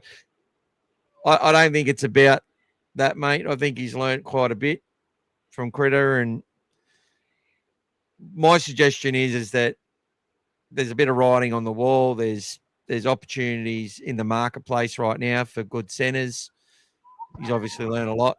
And then there's just whether the Bulldogs think he's up to it right now at this point in time for what they demand and what they want. So it's not all about Cherry. I think it's the only thing I'll give the NRL 360 show sort of any credence is it's probably a bit of both. There's a bit of stuff happening on both sides of the fence, and obviously the Bulldogs are going to leave it in his court to do what he needs to do. But all the speculation about where he's going to be and who's going to be right and who's going to be wrong about all of that, I couldn't give a shit. So he's going to be playing with New South Wales Cup hopefully tomorrow or the next day or whatever it is. Saturday, sorry. It's only Tuesday. Damn it. It's been too long. Can't wait for Thursday night. It's going to be a big night. And as I said, Brian, get in touch with me, mate. We'll talk on the messages, and we'll see what we can do for your beautiful niece. The NFL ones were sold out, Harry. There doesn't look to be much left in the Vegas range, so they got the varsity jackets still, the basketball singlet, and one of the hats. I might look on because it was on my phone where I saw everything, and it was all there yesterday.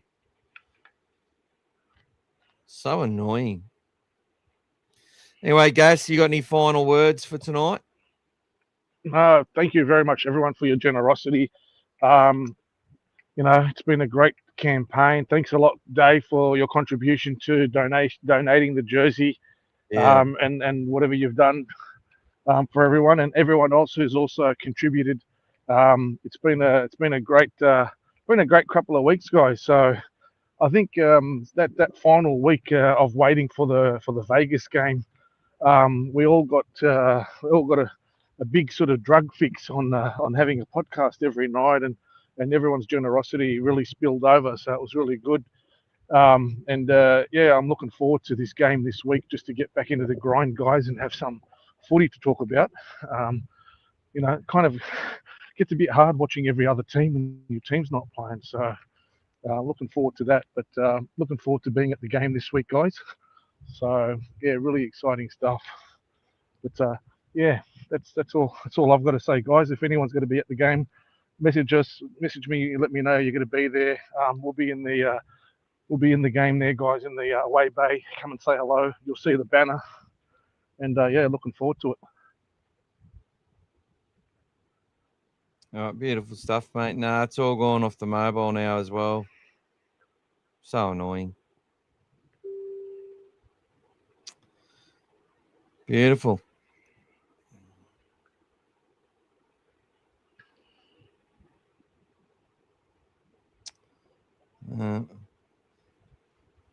Beautiful. Thanks, brother. Yeah, that's how we can do it. James has just sent me how we can get a name on there and a number and stuff, and it'll be a great memento regardless. Costs about the same. Let's see what the niece wants, then we'll support her from there.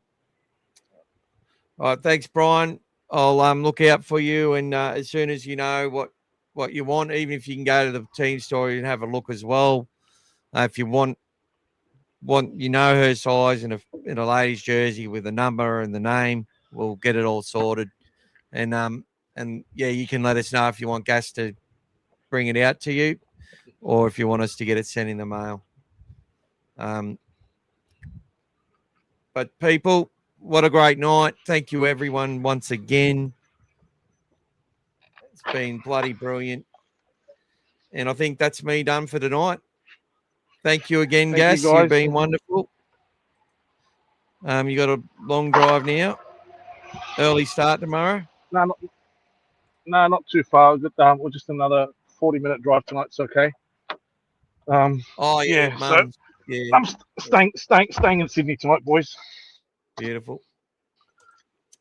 Head back home tomorrow. Yalla Samkahara, Gas, with your fish. We love being the underdogs. That's Thanks, it. Hez. Sorry, I probably didn't talk enough about the game, guys, tonight. Sorry about that. If I get time, I'll send a video through of where it's going to happen and not happen. But I'm much better as the season goes on, seeing where the standards are and what's the ins and outs of the week in, week out sort of stuff on how they do things. I don't think there'll be too much change up. But drive safe, Gas. That's right. Thanks, Bulldogs, Mike. Thanks James. Thanks, Harry. Thanks, Michael. And thank you so much, Timmy. And we will see you all very, very shortly, probably Thursday night, hopefully in good spirits, win or loss. But go the Dogs. Take it easy, guys. Thank you. Yo, what up, guys? Want to give a massive shout out to All Things Bulldogs. If you guys haven't watched their podcast, check them out. Let's go. Hey guys, Tuesday nights, All Things Bulldogs podcast. Make sure you get onto it. Go the Doggies. Shout out All Things Bulldogs. Every Tuesday night, mate. Every Tuesday night. All Things Bulldogs, mate. All Things Bulldogs, YouTube, Tuesday night. Tuesday live. night. That's it. Every week, mate. All Things Bulldogs. Big shout out. Up the Doggies. Every Tuesday night we do a podcast, mate. We're big supporters, mate. All Things Bulldogs. Yeah. Josh.